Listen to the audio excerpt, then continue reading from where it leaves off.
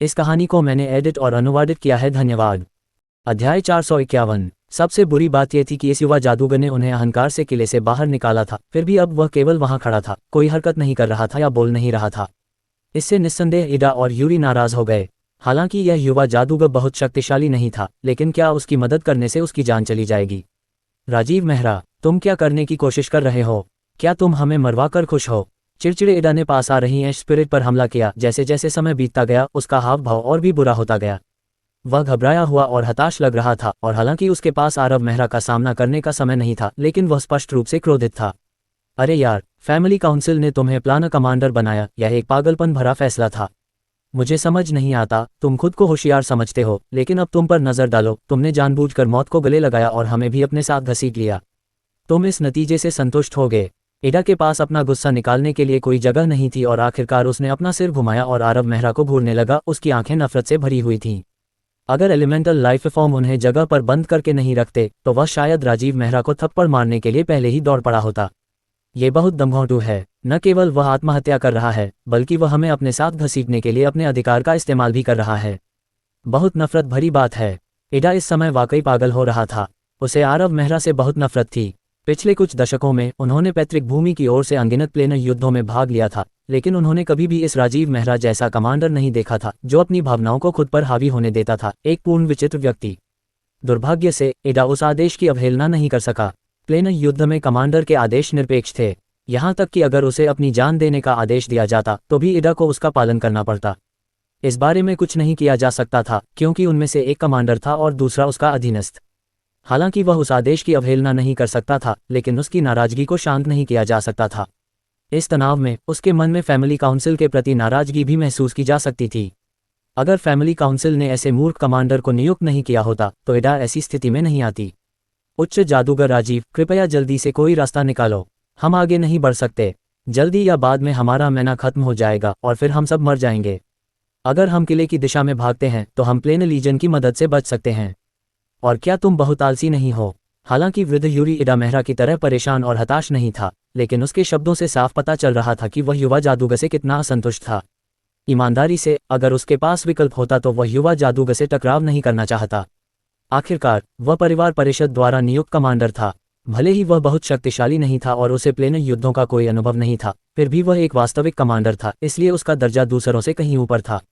वास्तव में यूरी वास्तव में आश्चर्यचकित था जब परिवार परिषद ने वह आदेश जारी किया था। वह परिवार परिषद के निर्णय को समझ नहीं पाया। ये बहुत पागलपन था, लेकिन शांत होने के बाद यूरी को लगा कि यह मामला उतना सरल नहीं होना चाहिए जितना कि ये दिखाई दे रहा था। शायद इस युवा जादूगर की खासियत सिर्फ ताकत के अलावा कहीं और थी। लेकिन वह युवा जादूगर बिल्कुल भी खास नहीं लग रहा था। इससे कोई फर्क नहीं पड़ता कि आप कोई अव्यवस्थित आदेश भेजते हैं, बस मुझे इसमें शामिल न करें। लेकिन आरव मेहरा ने इस समय उन्हें नहीं सुना। आखिर वह यूरी और इडा की बातें सुनने में अपना समय कैसे बर्बाद कर सकता था? उसका मैजिक एरे उग्र फ्लेम बीस्टमैन जादूगरों को ट्रैक करने के लिए अधिकतम गति से काम कर रहा था, लगातार उन्हें ढूंढ रहा था। उसके माथे पर धीरे धीरे मुस्कान आ गई और उसके मुंह के कोने पर मुस्कान आ गई। वहां इस बिंदु पर उसने रुकने की योजना नहीं बनाई। उसने तुरंत अपने फायर एलिमेंटल अवतार और एक फ्लेम फ्लैश का इस्तेमाल किया, 1 दर्जन मीटर पार किया और अपने पीछे एक आफ्टर इमेज छोड़ गया। और वह वहां नहीं रुका, उसने कुछ और फ्लेम फ्लैश का इस्तेमाल किया। फक, ये दृश्य देखकर इडा कुछ सेकंड के लिए चौंक गया और वह खुद को कोसने से नहीं रोक सका। वह कमीना, तो तुम इस तरह के व्यक्ति थे? मैं तुम्हारी मदद करने की पूरी कोशिश कर रहा हूं, लेकिन अगर तुम मदद नहीं कर सकते तो तुम हमें भागने के लिए कैसे छोड़ सकते हो? इडा ने गुस्से में खून उगल दिया। वह कसम खा सकता था कि यह अब तक का सबसे शानदार कमांडर था। हालांकि यूरी इडा की तरह कसम नहीं खा रहा था, फिर भी उसका चेहरा सख्त हो गया था। वह अजीब लग रहा था क्योंकि उसने अपना सिर हिलाया और एक चमकदार जादू करते हुए आह भरी। यह एक ऐसा परिणाम था जिसकी उन्हें उम्मीद नहीं थी। अरे, हम एक जाल में फंस गए। लेकिन फिर यूरी को एहसास हुआ कि कुछ अजीब था।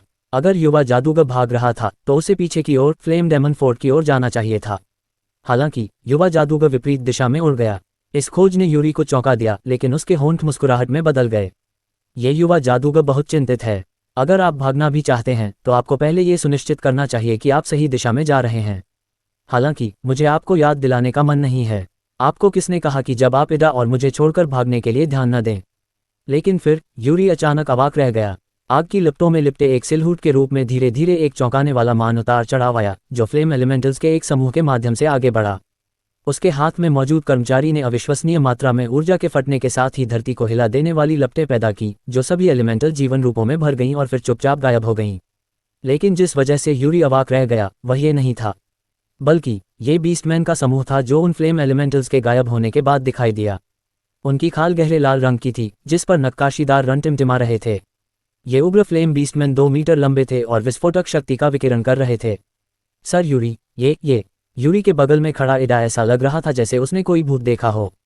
उसने आरव मेहरा की तरफ की स्थिति को स्पष्ट रूप से देखा था और वह और यूरी दोनों एक दूसरे को सदमे में देख रहे थे। उनमें से किसी ने भी इस तरह के परिणाम की उम्मीद नहीं की थी। मूल रूप से उनकी अंतर्दृष्टि के स्तर को देखते हुए उनके लिए यह पता लगाना स्वाभाविक था कि यह युद्ध का मैदान बहुत अजीब था।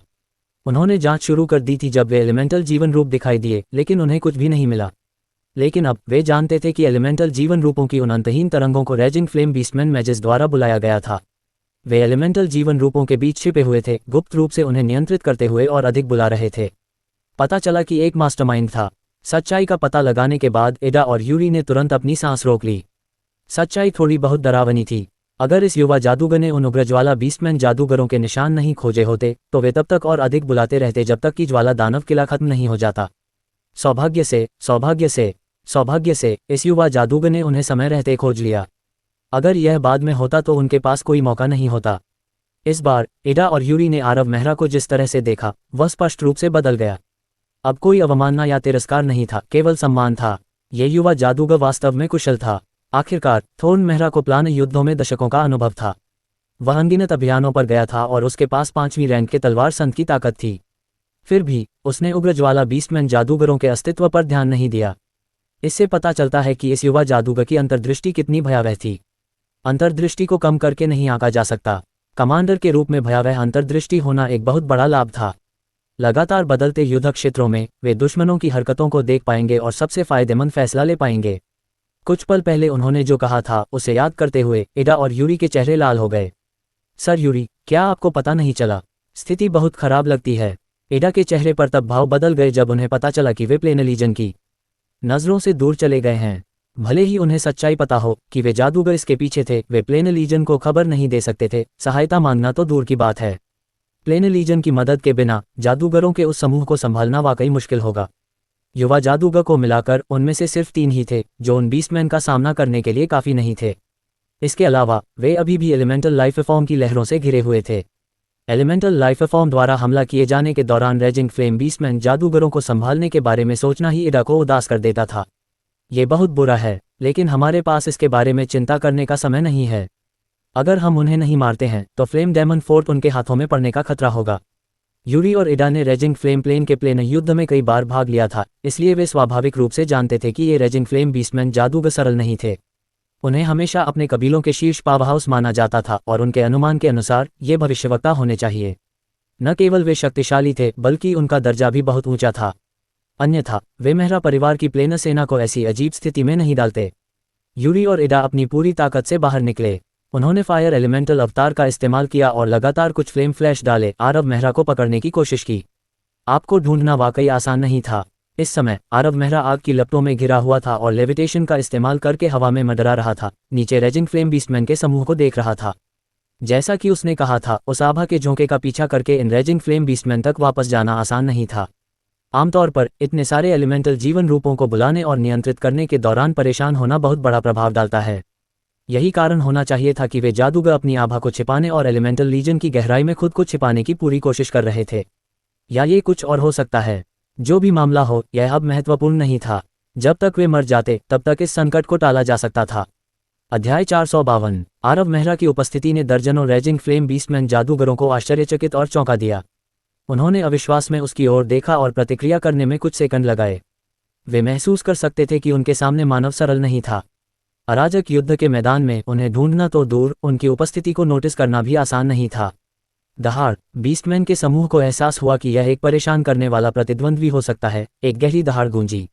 इस समय दर्जन भर शक्तिशाली जादूगरों ने अपने 2 हाथ वाले हथौड़ों को मजबूती से पकड़ रखा था। उनके हाथों पर लाल रून टिमटिमा रहे थे क्योंकि वे मैना उतार चढ़ाव के साथ फट रहे थे, जिससे उनके हथौड़ों से गहरे लाल रंग की लपटें निकल रही थीं। रेजिंग फ्लेम बीस्टमैन रेस एक सच्ची दोहरी पथ वाली रेस थी जो मार्शल पाथ और मैजिक पाथ दोनों का अनुसरण करती थी। उनके पास बेहद मजबूत काया थी और आमतौर पर एक वयस्क रेजिंग फ्लेम बीस्टमैन केवल काया के आधार पर एक महान तलवारबाज के बराबर होता था। जन्मजात प्रतिभा वाले लोगों के लिए वे विशेषज्ञ तलवारबाजों के खिलाफ लड़ने में सक्षम होंगे। और यह सिर्फ शुद्ध शक्ति के संबंध में था। रेजिंग फ्लेम बीस्टमैन के बीच के जादूगरों में उनके वंश के कारण भयावह जादुई क्षमताएं थीं। उनके पास स्वाभाविक रूप से आग पर बहुत अधिक नियंत्रण था और साथ ही फ्लेम एलिमेंटल्स को बुलाने की क्षमता भी थी। फ्लेम एलिमेंटल्स की वह असीम सेना यहाँ इस समूह का काम थी। सौभाग्य से आरव मेहरा को पता चल गया, अन्यथा वे फ्लेम डेमन फोर्ट खो सकते थे। इस समय इडा और यूरी, जो आरव मेहरा के साथ जुड़ने के लिए दौड़े थे, ने रेजिंग फ्लेम बीस्टमैन जादूगरों के समूह को आरव मेहरा पर हमला करते देखा और घबराए हुए महसूस किए बिना नहीं रह सके। हालांकि वे शुरू में करीब थे और क्षेत्र को कवर करने में केवल कुछ सेकंड लगे थे, फिर भी वे बहुत देर हो चुकी थी। उन्हें लगा कि युवा जादूगर वास्तव में बहुत आवेगी था। उसे कम से कम उन जादूगरों को खोजने के बाद उन्हें अपने साथ ले जाना चाहिए था। इससे उनकी सफलता की संभावना बढ़ जाती। इडा और यूरी देख सकते थे कि इन दर्जन भर रेजिंग फ्लेम बीस्टमैन जादूगरों में से कोई भी ऐसा प्रतिद्वंद्वी नहीं था जिसे युवा 5वीं रैंक का उच्च जादूगर संभाल सके। आखिरकार उनमें से सबसे कमजोर अभी भी शीर्ष उच्च जादूगर के समान स्तर पर थे, और उनमें से 3 ऐसे भी थे जिनकी ताकत इडा और यूरी की तुलना में थी। ऐसी परिस्थितियों में वे चिंतित क्यों नहीं हो सकते थे? लेकिन इडा और यूरी दोनों ने अविश्वास में आगे जो हुआ उसे देखा। युवा जादूगर स्पष्ट रूप से उतना कमजोर नहीं था जितना उन्होंने कल्पना की थी, क्योंकि वह खतरनाक हमलों से बचने के लिए फ्लेम फ्लैश का चतुराई से उपयोग करता रहा। 5वीं रैंक का उच्च जादूगर ऐसा कर सकता था जो किसी को भी आश्चर्यचकित कर सकता था। ऐसी अद्भुत कास्टिंग क्षमता वाले 9वीं रैंक के उच्च जादूगर भी शायद ही हों। लेकिन जिस बात ने उन्हें वास्तव में चौंकाया वह ये नहीं था कि युवा जादूगर हमलों से बच रहा था, बल्कि वह भयंकर रूप से उठती हुई फायर बोल्ट थी जो बीस्टमैन में से एक को मारने से पहले अजीब तरह से मुड़ी थी। फिर एक शोकपूर्ण चीख गूंजी और वह राख में बदल गई। उसने ये कैसे किया? इडा घबराहट में निगलने से खुद को नहीं रोक पाए। ये वास्तव में अपमानजनक था। आखिरकार युवा जादूगर केवल 5वीं रैंक का उच्च जादूगर था, और हालांकि वह रेजिंग फ्लेम बीस्टमैन जादूगर सबसे कमजोर था, फिर भी वह एक शीर्ष उच्च जादूगर था। एक 5वीं रैंक का उच्च जादूगर इतने शक्तिशाली दुश्मन को तुरंत मार रहा था। इससे इडा को ऐसा लगा जैसे वह किसी सपने में है। ये थोड़ा अवास्तविक लगा। इसके अलावा वह फायर बोल्ट बहुत डरावना था। इसने अपने भयंकर शरीर के लिए जाने जाने वाले रेजिंग फ्लेम बीस्टमैन को तुरंत राख में बदल दिया। यहाँ तक कि दूसरे दर्जे के आर्कमेज इडा को भी अपने ट्रू स्पिरिट मैजिक टूल का उपयोग करते हुए वहाँ मौजूद सबसे कमजोर रेजिंग फ्लेम बीस्टमैन को मारने के लिए कम से कम 10 सेकंड की आवश्यकता होगी। वह युवा जादूगर के तरीकों से वास्तव में हैरान था। ये कल्पना करना कठिन था कि इतना युवा 5वीं रैंक का उच्च जादूगर इतना शक्तिशाली हो सकता है। बहुत शक्तिशाली। यूरी भी हैरान था और वह मुश्किल से ये 2 शब्द बोल पाया। उसने पैतृक भूमि में रहते हुए अनगिनत युवा प्रतिभाओं को देखा था, लेकिन एक 5वीं रैंक का उच्च जादूगर जो 9वीं रैंक के उच्च जादूगर को मार सकता था, उसे स्वीकार करना वाकई मुश्किल था। इसने सामान्य ज्ञान को पूरी तरह से उलट दिया। इस बार यूरी को एहसास हुआ कि उस युवक के पास न केवल भयानक अंतर्दृष्टि हो सकती है, बल्कि अत्याचारी शक्ति भी हो सकती है। उस अजीब फायर बोल्ट के साथ तीसरे दर्जे के आर्कमेज भी उसके सामने खड़े नहीं हो सकते। ये किसी भी तरह से अतिशयोक्ति नहीं थी। ये वही था जो उसके अंतर्ज्ञान ने उसे बताया था। ये कैसे हो सकता है? आरव मेहरा ने नए आए इडा और यूरी पर ध्यान ही नहीं दिया। वह वास्तव में भौहें सिकोड़ रहा था। उसके चेहरे पर आश्चर्य स्पष्ट था। अभी अभी उसने स्यूडोस को नियंत्रित करके रेजिंग फ्लेम बीस्टमैन जादूगरों में से एक को मार डाला था, और उसने स्पष्ट रूप से देखा कि राख में बदल जाने के बाद उसने एक नाखून के आकार की गहरी लाल लौ छोड़ी। वह लौ वहां नहीं रुकी, बल्कि ऊपर की ओर उड़ गई और पूर्व की ओर चली गई। इससे आरव मेहरा स्तब्ध रह गया और वह पूर्व की ओर देखने के लिए मुड़ा, ये देखने की कोशिश कर रहा था कि वह कहाँ गई। लेकिन उसे कुछ नहीं मिला, इसलिए उसने स्यूडोस को एक बार फिर फायर बोल्ट में बदलने के लिए जगाया। एक पल में एक और बीस्टमैन की जान चली गई और नतीजा पहले जैसा ही रहा। राख में बदल जाने के बाद एक गहरे लाल रंग की लौ रह गई और पूर्व की ओर उड़ गई। क्या हो रहा है? आरव मेहरा ने भौहें सिकोड़ी, लेकिन उसने इस बारे में ज्यादा नहीं सोचा। अगर उसे मौका मिलता तो वह देखने के लिए पूर्व की ओर जाता और शायद उसे कुछ मिल जाता। इस समय इडा और यूरी उसके पास पहुंचे और लड़ाई में शामिल हो गए। उनमें से प्रत्येक का सामना तीसरे रैंक के आर्कमेज रेजिंग फ्लेम बीस्टमैन से हुआ। वास्तव में बीस्टमैन की लड़ाई शैली गोगास बैटल मैच की लड़ाई शैली के समान थी, केवल वे 2 हाथ वाले हथौड़े पकड़े हुए थे और हाथापाई की सीमा में आरव मेहरा से लड़ते हुए आग की लपटों को नियंत्रित कर रहे थे। हर हमले से अपार विनाशकारी शक्ति वाली अनगिनत लपटें उठती थीं। यहाँ तक कि एक पीक हाई मैच की रूनिक शील्ड भी इस तरह के हमले के तहत लंबे समय तक टिक नहीं पाएगी। इस समय रेजिंग फ्लेम बीस्टमैन 3 समूहों में विभाजित हो गए और 3 सबसे दबंग लोगों के नेतृत्व में आरव मेहरा, इडा और यूरी पर हमला किया। आरव मेहरा से लड़ने वाले रेजिंग फ्लेम बीस्टमैन में एक शक्तिशाली भी था जो लगभग तीसरे रैंक के आर्कमेज के बराबर था। दहाड़। उस रेजिंग फ्लेम बीस्टमैन ने अचानक एक गहरी दहाड़ लगाई और उसकी आभा बदल गई। उसकी त्वचा पर वे लाल रून भयंकर रूप से टिमटिमाने लगे और उस दहाड़ के बाद आकाश में अनगिनत लपटें दिखाई दी। फिर वे एक गहरे सुनहरे ड्रैगन में बदल गए और पीछे आग की एक लंबी लकीर छोड़ते हुए जोर से दहाड़ते हुए आरब मेहरा की ओर बढ़े। इस उग्र ज्वाला जानवर को स्पष्ट रूप से एहसास हो गया था कि अगर इस लड़ाई को जल्दी से हल नहीं किया जा सका तो वे बहुत खतरे में पड़ जाएंगे। अपने सामने मौजूद युवा जादूगर को मारकर ही वह अपने साथियों की मदद कर सकता था ताकि वे बाकी दो को मार सकें और ज्वाला दानव किले पर कब्जा करने के लिए मौलिक जीवन रूपों को बुला सकें। इस समय एक चमकदार ज्वाला उठी जिससे भयंकर गर्मी निकल रही थी। इसके भीतर निहित शक्ति को केवल दुनिया को हिला देने वाली ही कहा जा सकता है। अग्नि ड्रैगन ने अपने नुकीले दांत दिखाए और अपने पंजे लहराए और तेजी से आरब मेहरा की ओर झपटा। जिस उग्र ज्वाला जानवर ने यह हमला किया था वह पहले से ही पीला पड़ चुका था। ये स्पष्ट रूप से उसके हमले का सबसे शक्तिशाली तरीका था। वह ठंडी मुस्कान के साथ अग्नि ड्रैगन को नियंत्रित कर रहा था। हम खत्म हो चुके हैं। इडा और यूरी, जो रेजिंग फ्लेम बीस्टमैन के साथ नज़दीकी से लड़ रहे थे, ने आरब मेहरा की स्थिति को देखा और उस फायर ड्रैगन के पीछे की शक्ति को महसूस किया। वे दोनों पीले पड़ गए। आर्कमेज के रूप में भी उन्हें डर लगा। वे जानते थे कि यह वास्तव में खत्म हो चुका है। 5वीं रैंक के उच्च जादूगर की बात तो छोड़िए, 4थी रैंक के आर्कमेज के रूप में भी उनके पास सावधान रहने और एलिमेंटल शील्ड का उपयोग करने के अलावा कोई और विकल्प नहीं था, भले ही हमला सीधे उन पर लक्षित न हो। इस पल में दोनों ने अपने मन को जगाया, अपने प्रतिद्वंद्वी से अलग होकर आरब मेहरा की मदद करना चाहते थे, लेकिन ये सब व्यर्थ था। फायर ड्रैगन की चमक लगभग हर जगह चमक रही थी। जब गड़गड़ाहट की आवाज़ गूंजी तो इदा और यूरी अपनी आंखें बंद करने से खुद को रोक नहीं पाए। यह उत्कृष्ट युवा जादूगर वास्तव में दुर्भाग्यपूर्ण था। वह पहले ही एक लाश बन चुका होगा और यह बरकरार भी नहीं हो सकता। सब कुछ खत्म हो रहा था। युवा जादूगर के मर जाने के बाद रेजिंग फ्लेम बीस्टमैन अपने साथियों की सहायता कर सकेगा और इडा और यूरी अब और टिक नहीं पाएंगे। उनका मान अंततः समाप्त हो जाएगा और वे युवा जादूगर की तरह ही समाप्त हो जाएंगे। ये केवल समय की बात थी। उन्हें बहुत पछतावा हुआ। भले ही वे जानते थे कि यह लड़ाई रेजिंग फ्लेम बीस्टमैन की धूर्त योजना थी, लेकिन उनके पास खबर प्रसारित करने का कोई तरीका नहीं था। उनके मरने के बाद कोई भी सच्चाई नहीं जान पाएगा और प्लेन लीजन केवल तब तक देरी कर पाएगा जब तक कि अधिक से अधिक एलिमेंटल जीवन रूप प्रकट नहीं हो जाते, जब तक कि फ्लेम डेमन किला दुश्मन के हाथों में नहीं चला जाता। रुको। दोनों आर्कमेज के लिए समय रुका हुआ लग रहा था, लेकिन थोड़ी देर बाद उन्हें एहसास हुआ कि उन्होंने वह दयनीय चीख नहीं सुनी जिसकी उन्हें उम्मीद थी। दोनों आश्चर्यचकित हो गए क्योंकि उन्हें एहसास हुआ कि युवा जादूगर अभी भी जीवित हो सकता है।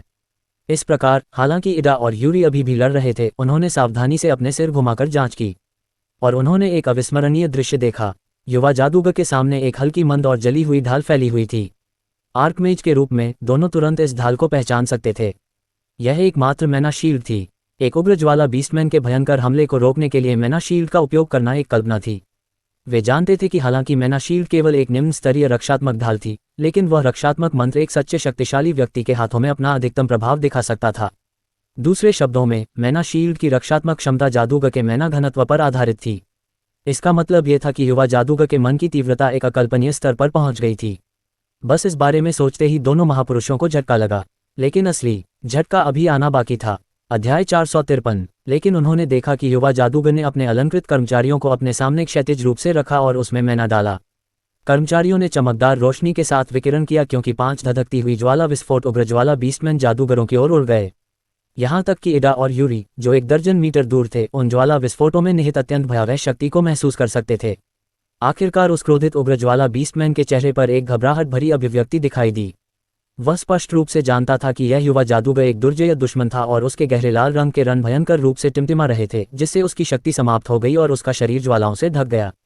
वह बीस्टमैन बहुत शक्तिशाली था और उसके शरीर को ढकने वाली उग्र ज्वालाओं ने उसके अविश्वसनीय रूप से उच्च जादू प्रतिरोध को बढ़ाया। यहाँ तक कि 5वीं रैंक के आर्कमेज पावरहाउस भी उसे इस अवस्था में घायल करने में सक्षम नहीं हो सकते थे। हालांकि 5 ज्वाला विस्फोट जल्दी से आ गए और उस बीस्टमैन पर सटीक रूप से प्रहार किया। एक करुण चीख गूंजी और उसके शरीर को ढकने वाली आधी से ज्यादा गहरे लाल रंग की लपटें तुरंत बुझ गईं। विस्फोट के बाद रेजिंग फ्लेम बीस्टमैन एक तोप के गोले की तरह उड़ गया, कुछ दर्जन मीटर दूर जाकर रुक गया। गड़गड़ाहट। रेजिंग फ्लेम बीस्टमैन के जमीन पर गिरते ही एक तेज आवाज गूंजी, जिससे एक गड्ढा बन गया। वह हौंफ रहा था। उसके पेट पर एक जला हुआ काला घाव था जिससे खून बह रहा था। इडा और यूरी दंग रह गए। उन्हें विश्वास नहीं हो रहा था कि सिर्फ फ्लेम बर्स्ट उस रेजिंग फ्लेम बीस्टमैन को इस हद तक घायल कर सकता है, जबकि वह खुद का बचाव कर रहा था। फिर युवा जादूगर ने अपना डंडा उठाया। इसके बाद अचानक आसमान से एक काली हथेली नीचे गिरी और उस रेजिंग फ्लेम बीस्टमैन जादूगर पर जोरदार प्रहार किया, इससे पहले कि वह गड्ढे से बाहर निकल पाता। एक तेज आवाज के साथ रेजिंग फ्लेम बीस्टमैन की आभा पूरी तरह से गायब हो गई, उसकी लाश पेस्ट में बदल गई। हेवंस। इडा और यूरी चौंक गए और अवाक रह गए। ये दृश्य बहुत डरावना था। अब उनकी आंखों में युवा जादूगर को देखते हुए गहरा सम्मान था। रैगिंग फ्लेम बीस्टमैन जादूगरों ने उन्हें असहाय महसूस कराया था, लेकिन यह नए कमांडर के एक भी वार का सामना करने में असमर्थ था। जब उन्होंने दृश्य को याद किया तो उन्हें लगा कि युवा जादूगर ने रेजिंग फ्लेम बीस्टमैन से निपटने के लिए केवल 6 आक्रामक मंत्र, 5 फ्लेम बर्स्ट और एक अर्थ रैंडिंग हैंड का उपयोग किया था। वे raising flame beastman Aarav Mehra के हमलावर तरीकों से स्पष्ट रूप से स्तब्ध थे और अविश्वास से गुर्राने लगे। कई जोड़ी गहरे लाल रंग की आंखें एक बार फिर आरव मेहरा पर टिकी। वे अब क्रूर और भयंकर नहीं थे, वे अब डर से भर गए थे। बीस्टमैन के लिए वह युवा जादूगर एक जीवित दुष्स्वप्न की तरह लग रहा था। वह बहुत डरावना था, एक जनजाति का उत्कृष्ट भविष्यवक्ता 10 सेकंड से ज्यादा नहीं टिक पाया, उसके शरीर को कुचल दिया गया। लेकिन आरव मेहरा ने रुकने की योजना नहीं बनाई। लाल और नीले रंग की चमक वाली एक डिस्क उसके पीछे उठी, जो उसके पीछे एक चमकीले चांद की तरह तैर रही थी।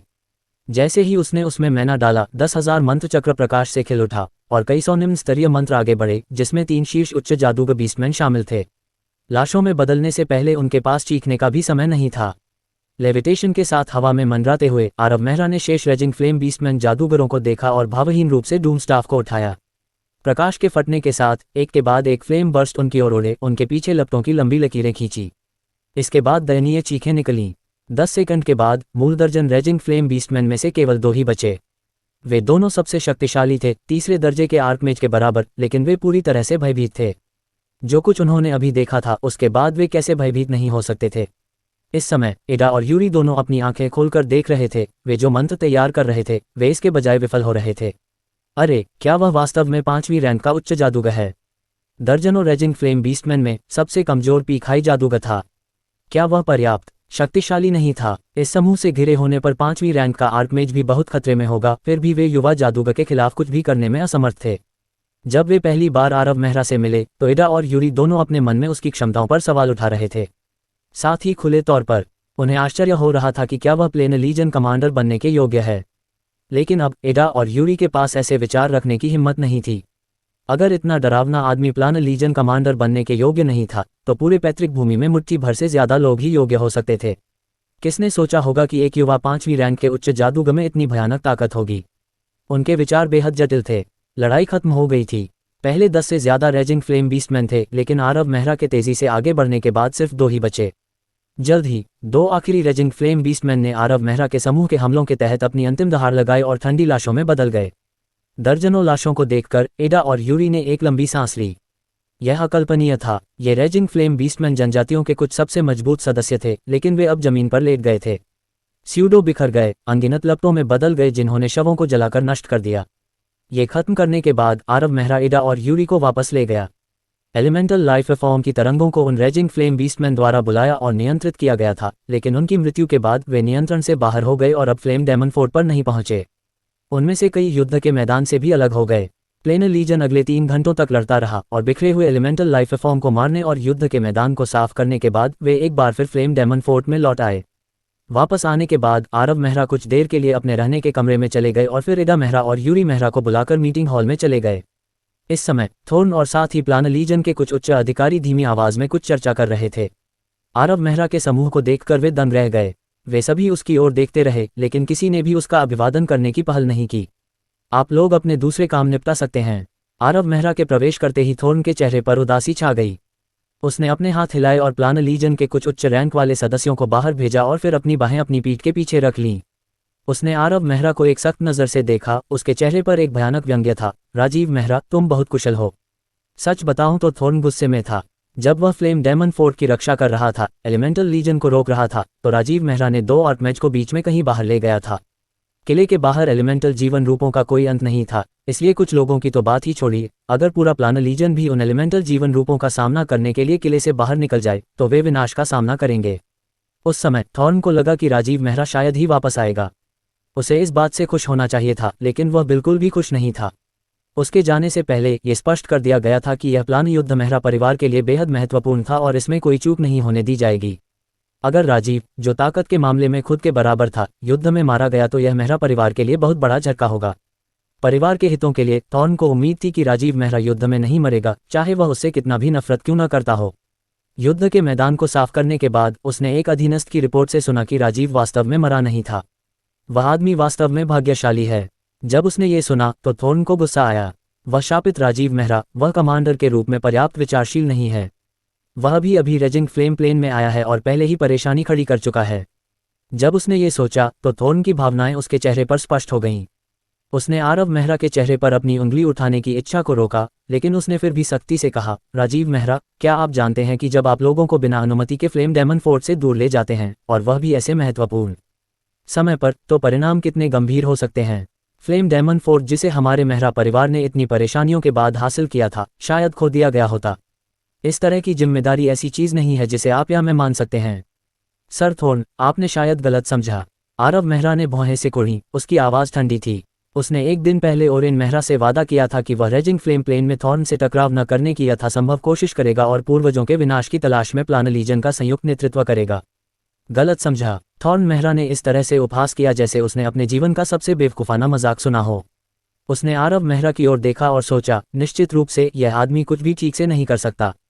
शक्तिशाली होने के अलावा उसके पास कोई मजबूत पक्ष नहीं है। सबसे घृणित बात यह है कि वह इसे स्वीकार नहीं करना चाहता। कुतर्क, ऐसे महत्वपूर्ण समय पर आपने महत्वपूर्ण सेनाओं को फ्लेम डेमन फोर्ट से बाहर निकाला। प्लान लीजन में सभी ने इसे देखा है। भले ही आप इसे बड़ा चढ़ाकर पेश करें, कोई भी आप पर विश्वास नहीं करेगा। थॉर्न गुस्से से भड़क उठे और उन्होंने आरव मेहरा को अजीब भाव से देखा। उन्होंने शुरू में इस मामले को छोड़ने की योजना बनाई थी, जब तक कि आरव मेहरा स्वीकार नहीं कर लेते कि वे गलत थे। लेकिन उन्होंने यह नहीं सोचा था कि युवा जिद्दी हो जाएंगे और बहस करेंगे। युवा को इस तरह दोष से बचने की कोशिश करते देख थॉर्न का मूड तुरंत खराब हो गया। युवा जादूगर एक कमांडर के रूप में बहुत निराशाजनक था और उसने लगभग एक आपदा ला दी थी। इसके अलावा वह अपनी गलतियों को स्वीकार करने के लिए तैयार नहीं था। यह अच्छा नहीं है। अगर यह व्यक्ति उग्रज्वाला विमान में रहा तो वह जल्द या बाद में एक आपदा ला देगा। आपको कुछ और समझाने की जरूरत नहीं है। मैं फैमिली काउंसिल को एक सच्ची रिपोर्ट भेजूंगा। अगर कोई गुप्त मकसद था तो आपको खुद ही फैमिली काउंसिल को समझाना चाहिए। थॉर्न मेहरा ने भावहीनता से कहा, जैसे कि उन्होंने आरव मेहरा की किस्मत पर मुहर लगा दी हो। लेकिन मुझे लगता है कि आपके लिए बेहतर होगा कि आप परेशानी मोल न लें। भले ही आपकी कोई खास पहचान हो, लेकिन फैमिली काउंसिल इस मुकदमे को निष्पक्ष रूप से चलाएगी। अध्याय 454। थॉर्न की नज़र में युवा जादूगर का कुछ महीनों के लिए गायब हो जाना और फिर परिवार परिषद का सदस्य बन जाना, इसके पीछे कोई कहानी जरूर होगी। लेकिन अगर परिवार परिषद को पता चल गया कि इस बार क्या हुआ, तो उसके लिए अपना प्रतिनिधि का दर्जा बनाए रखना बहुत मुश्किल हो सकता है। ये सोचते हुए थॉर्न ने युवा जादूगर की ओर कुछ हद तक सहानुभूति से देखा। वह जानता था कि राजीव प्रतिनिधि बनने वाला था, जिसने सबसे तेजी से अपना पद खो दिया। थॉर्न ने यह नहीं देखा था कि यूरी और एडा का चेहरा पीला पड़ गया था। वे बहुत घबराए हुए लग रहे थे क्योंकि वे बहुत तनावपूर्ण भावों के साथ उसे देख रहे थे। वास्तव में एडा तब डर के मारे मर गया था जब वह आरव मेहरा के साथ मीटिंग हॉल में दाखिल हुआ था। वह अभी भी इस बात से सदमे में था कि युवा जादूगर ने रेजिंग फ्लेम बीस्टमैन को कैसे मारा था, और जब उसने थॉर्न को उसे डांटते हुए सुना तो वह वास्तव में डर गया था। वह अविश्वास से थॉर्न को देख रहा था। क्या तुम जीने से थक गए हो? क्या तुम वाकई इस युवा जादूगर को भड़काने की हिम्मत कर रहे हो? उसने मान लिया कि एक साथी कमांडर के रूप में थॉर्न को युवा जादूगर की ताकत के बारे में पता होना चाहिए। एडा ने अपनी आंखों से युवा जादूगर की शक्ति देखी थी और यह कहना कि यह भयावह था, न्याय नहीं कर रहा था। आखिरकार दर्जन भर रेजिंग फ्लेम बीस्टमैन जादूगर कम से कम पीखाई जादूगर थे और उनमें से 3 आर्कमेज भी थे। यह एक भयानक लाइनअप था जो 5वें रैंक के आर्कमेज पावर हाउस से भी छुटकारा पा सकता था। लेकिन अंतिम परिणाम अप्रत्याशित था। इतना शक्तिशाली समूह युवा जादूगर को बिल्कुल भी नुकसान नहीं पहुंचा सका और अंत में उसका सफाया हो गया। ये वास्तव में डरावना था। एडा हमेशा या तो पैतृक भूमि में रहा था या प्लेन युद्धों में भाग ले रहा था। वह जानकार था और उसके पास पर्याप्त अनुभव था, इसलिए वह बता सकता था कि युवा जादूगर में वास्तव में 6ठी रैंक के आर्कमेज के बराबर या उससे भी अधिक ताकत थी। लेकिन युवा जादूगर केवल 5वीं रैंक का उच्च जादूगर था। जब उसने इसके बारे में सोचा तो उसके माथे से पसीना बहने लगा। अगर चीजें इतनी सरल होती तो वह इतना डरा हुआ नहीं होता। दूसरों को शायद पता न हो कि युवा जादूगर ने किला क्यों छोड़ा, लेकिन वह इसके बारे में बहुत स्पष्ट था। यह कहना कोई अतिशयोक्ति नहीं होगी कि युवा जादूगर के कार्यों ने पूरे प्लेन लीजन को बचाया और संकट को दूर किया। अगर युवा जादूगर उन बीस्टमैन की देखभाल नहीं करता तो परिणाम इतने भयानक होते कि कल्पना करना भी मुश्किल होता। अनंत एलिमेंटल जीवन रूपों ने फ्लेम डेमन फोर्ट को भर दिया होता और यह रेजिंग फ्लेम बीस्टमैन के हाथों में चला जाता। इससे मेहरा परिवार को भारी नुकसान होता। लेकिन अब न केवल थॉर्न इसके पीछे की सच्चाई का पता लगाने में विफल रहा, बल्कि उसने उस युवा जादूगर को भी कड़ी फटकार लगाई जो स्थिति को बचाने के लिए जिम्मेदार था, और उसने ये भी कहा कि वह इस मामले की रिपोर्ट फैमिली काउंसिल को देगा ताकि युवा जादूगर को दंडित किया जा सके। एडा ने खुद को संभाला और आगे बढ़ा। युवा जादूगर के शांत भाव को देखकर एडा ने आराम किया और सावधानी से कहा, अरे सर थॉर्न, आपके शब्द थोड़े ज्यादा हैं। हाईमेज राजीव आपकी तरह ही एक प्लेन लीजन कमांडर है, उसके पास आपसे कम निर्णय लेने की शक्ति नहीं है। इसके अलावा फ्लेम डेमन फोर्ट खो नहीं गया है। जिस तरह से मैं इसे देखता हूँ, इस मामले की रिपोर्ट फैमिली काउंसिल को करना एक अच्छा विचार नहीं है। सर इडा सही कह रहे हैं, हम सभी मेहरा परिवार के सदस्य हैं, इस पर इतना हंगामा करने की कोई ज़रूरत नहीं है। इसके अलावा हाई मेज राजीव ने वर्तमान स्थिति के बारे में स्पष्ट रूप से सोचा है, और सर थॉर्न, आप हमेशा से बहुत सहनशील व्यक्ति रहे हैं। आखिरकार सर थॉर्न और हाई मेज राजीव पहली बार एक साथ काम कर रहे हैं। भविष्य में एक दूसरे के अभ्यस्त होने के लिए बहुत समय होगा। बुजुर्ग ह्यूरी ने थॉर्न की ओर देखते हुए अपना माथा पोंछा। उसे लगा कि उसे कुछ कहना चाहिए, वरना थॉर्न परेशानी पैदा करता रहेगा और इसे बड़ा मुद्दा बना देगा। लेकिन वह किसी वरिष्ठ को यह नहीं बताना चाहता था कि वह पूरी तरह से गलत था। ये दूसरे कमांडर पर छोड़ देना चाहिए, और चाहे कोई भी सही हो या गलत, सिर्फ युवा जादूगर की ताकत ही दूसरों को निराश करने के लिए पर्याप्त थी। उसके गुस्से को भड़काने के परिणाम अकल्पनीय थे। सर यूरी, सर इडा, आप। उनके बोलने से थॉर्न चौंक गया। वह यह मानने की हिम्मत नहीं कर पाया कि पैतृक भूमि से आए ये दो शक्तिशाली लोग वास्तव में राजीव की ओर से बोल रहे थे। भले ही वह प्लेन लीजन कमांडर था, फिर भी उसे पैतृक भूमि के लोगों के प्रति सम्मान बनाए रखना था। आखिरकार पैतृक भूमि द्वारा स्थानांतरित किए गए सभी शक्तिशाली लोगों की पृष्ठभूमि बहुत गहरी थी। यदि विशेष परिस्थितियां न होती तो उसे पैतृक भूमि के इन शक्तिशाली लोगों के साथ मिलकर काम करने का मौका नहीं मिलता। इसके अलावा जहां तक उसे पता था, पैतृक भूमि से आए कुछ आर्कमेज बहुत घमंडी थे। हालांकि वे हमेशा अपने कमांडर के प्रति सम्मान दिखाते थे, लेकिन वे अपने मन में उन्हें नीची नज़र से देखते थे। यही कारण था कि वह वास्तव में हैरान था। यूरी और इडा पैतृक भूमि से आए थे, इसलिए वे राजीव मेहरा की ओर से कैसे बोल सकते थे, यह अकल्पनीय था। ठीक है, मैं इस मामले को आगे नहीं बढ़ाऊंगा।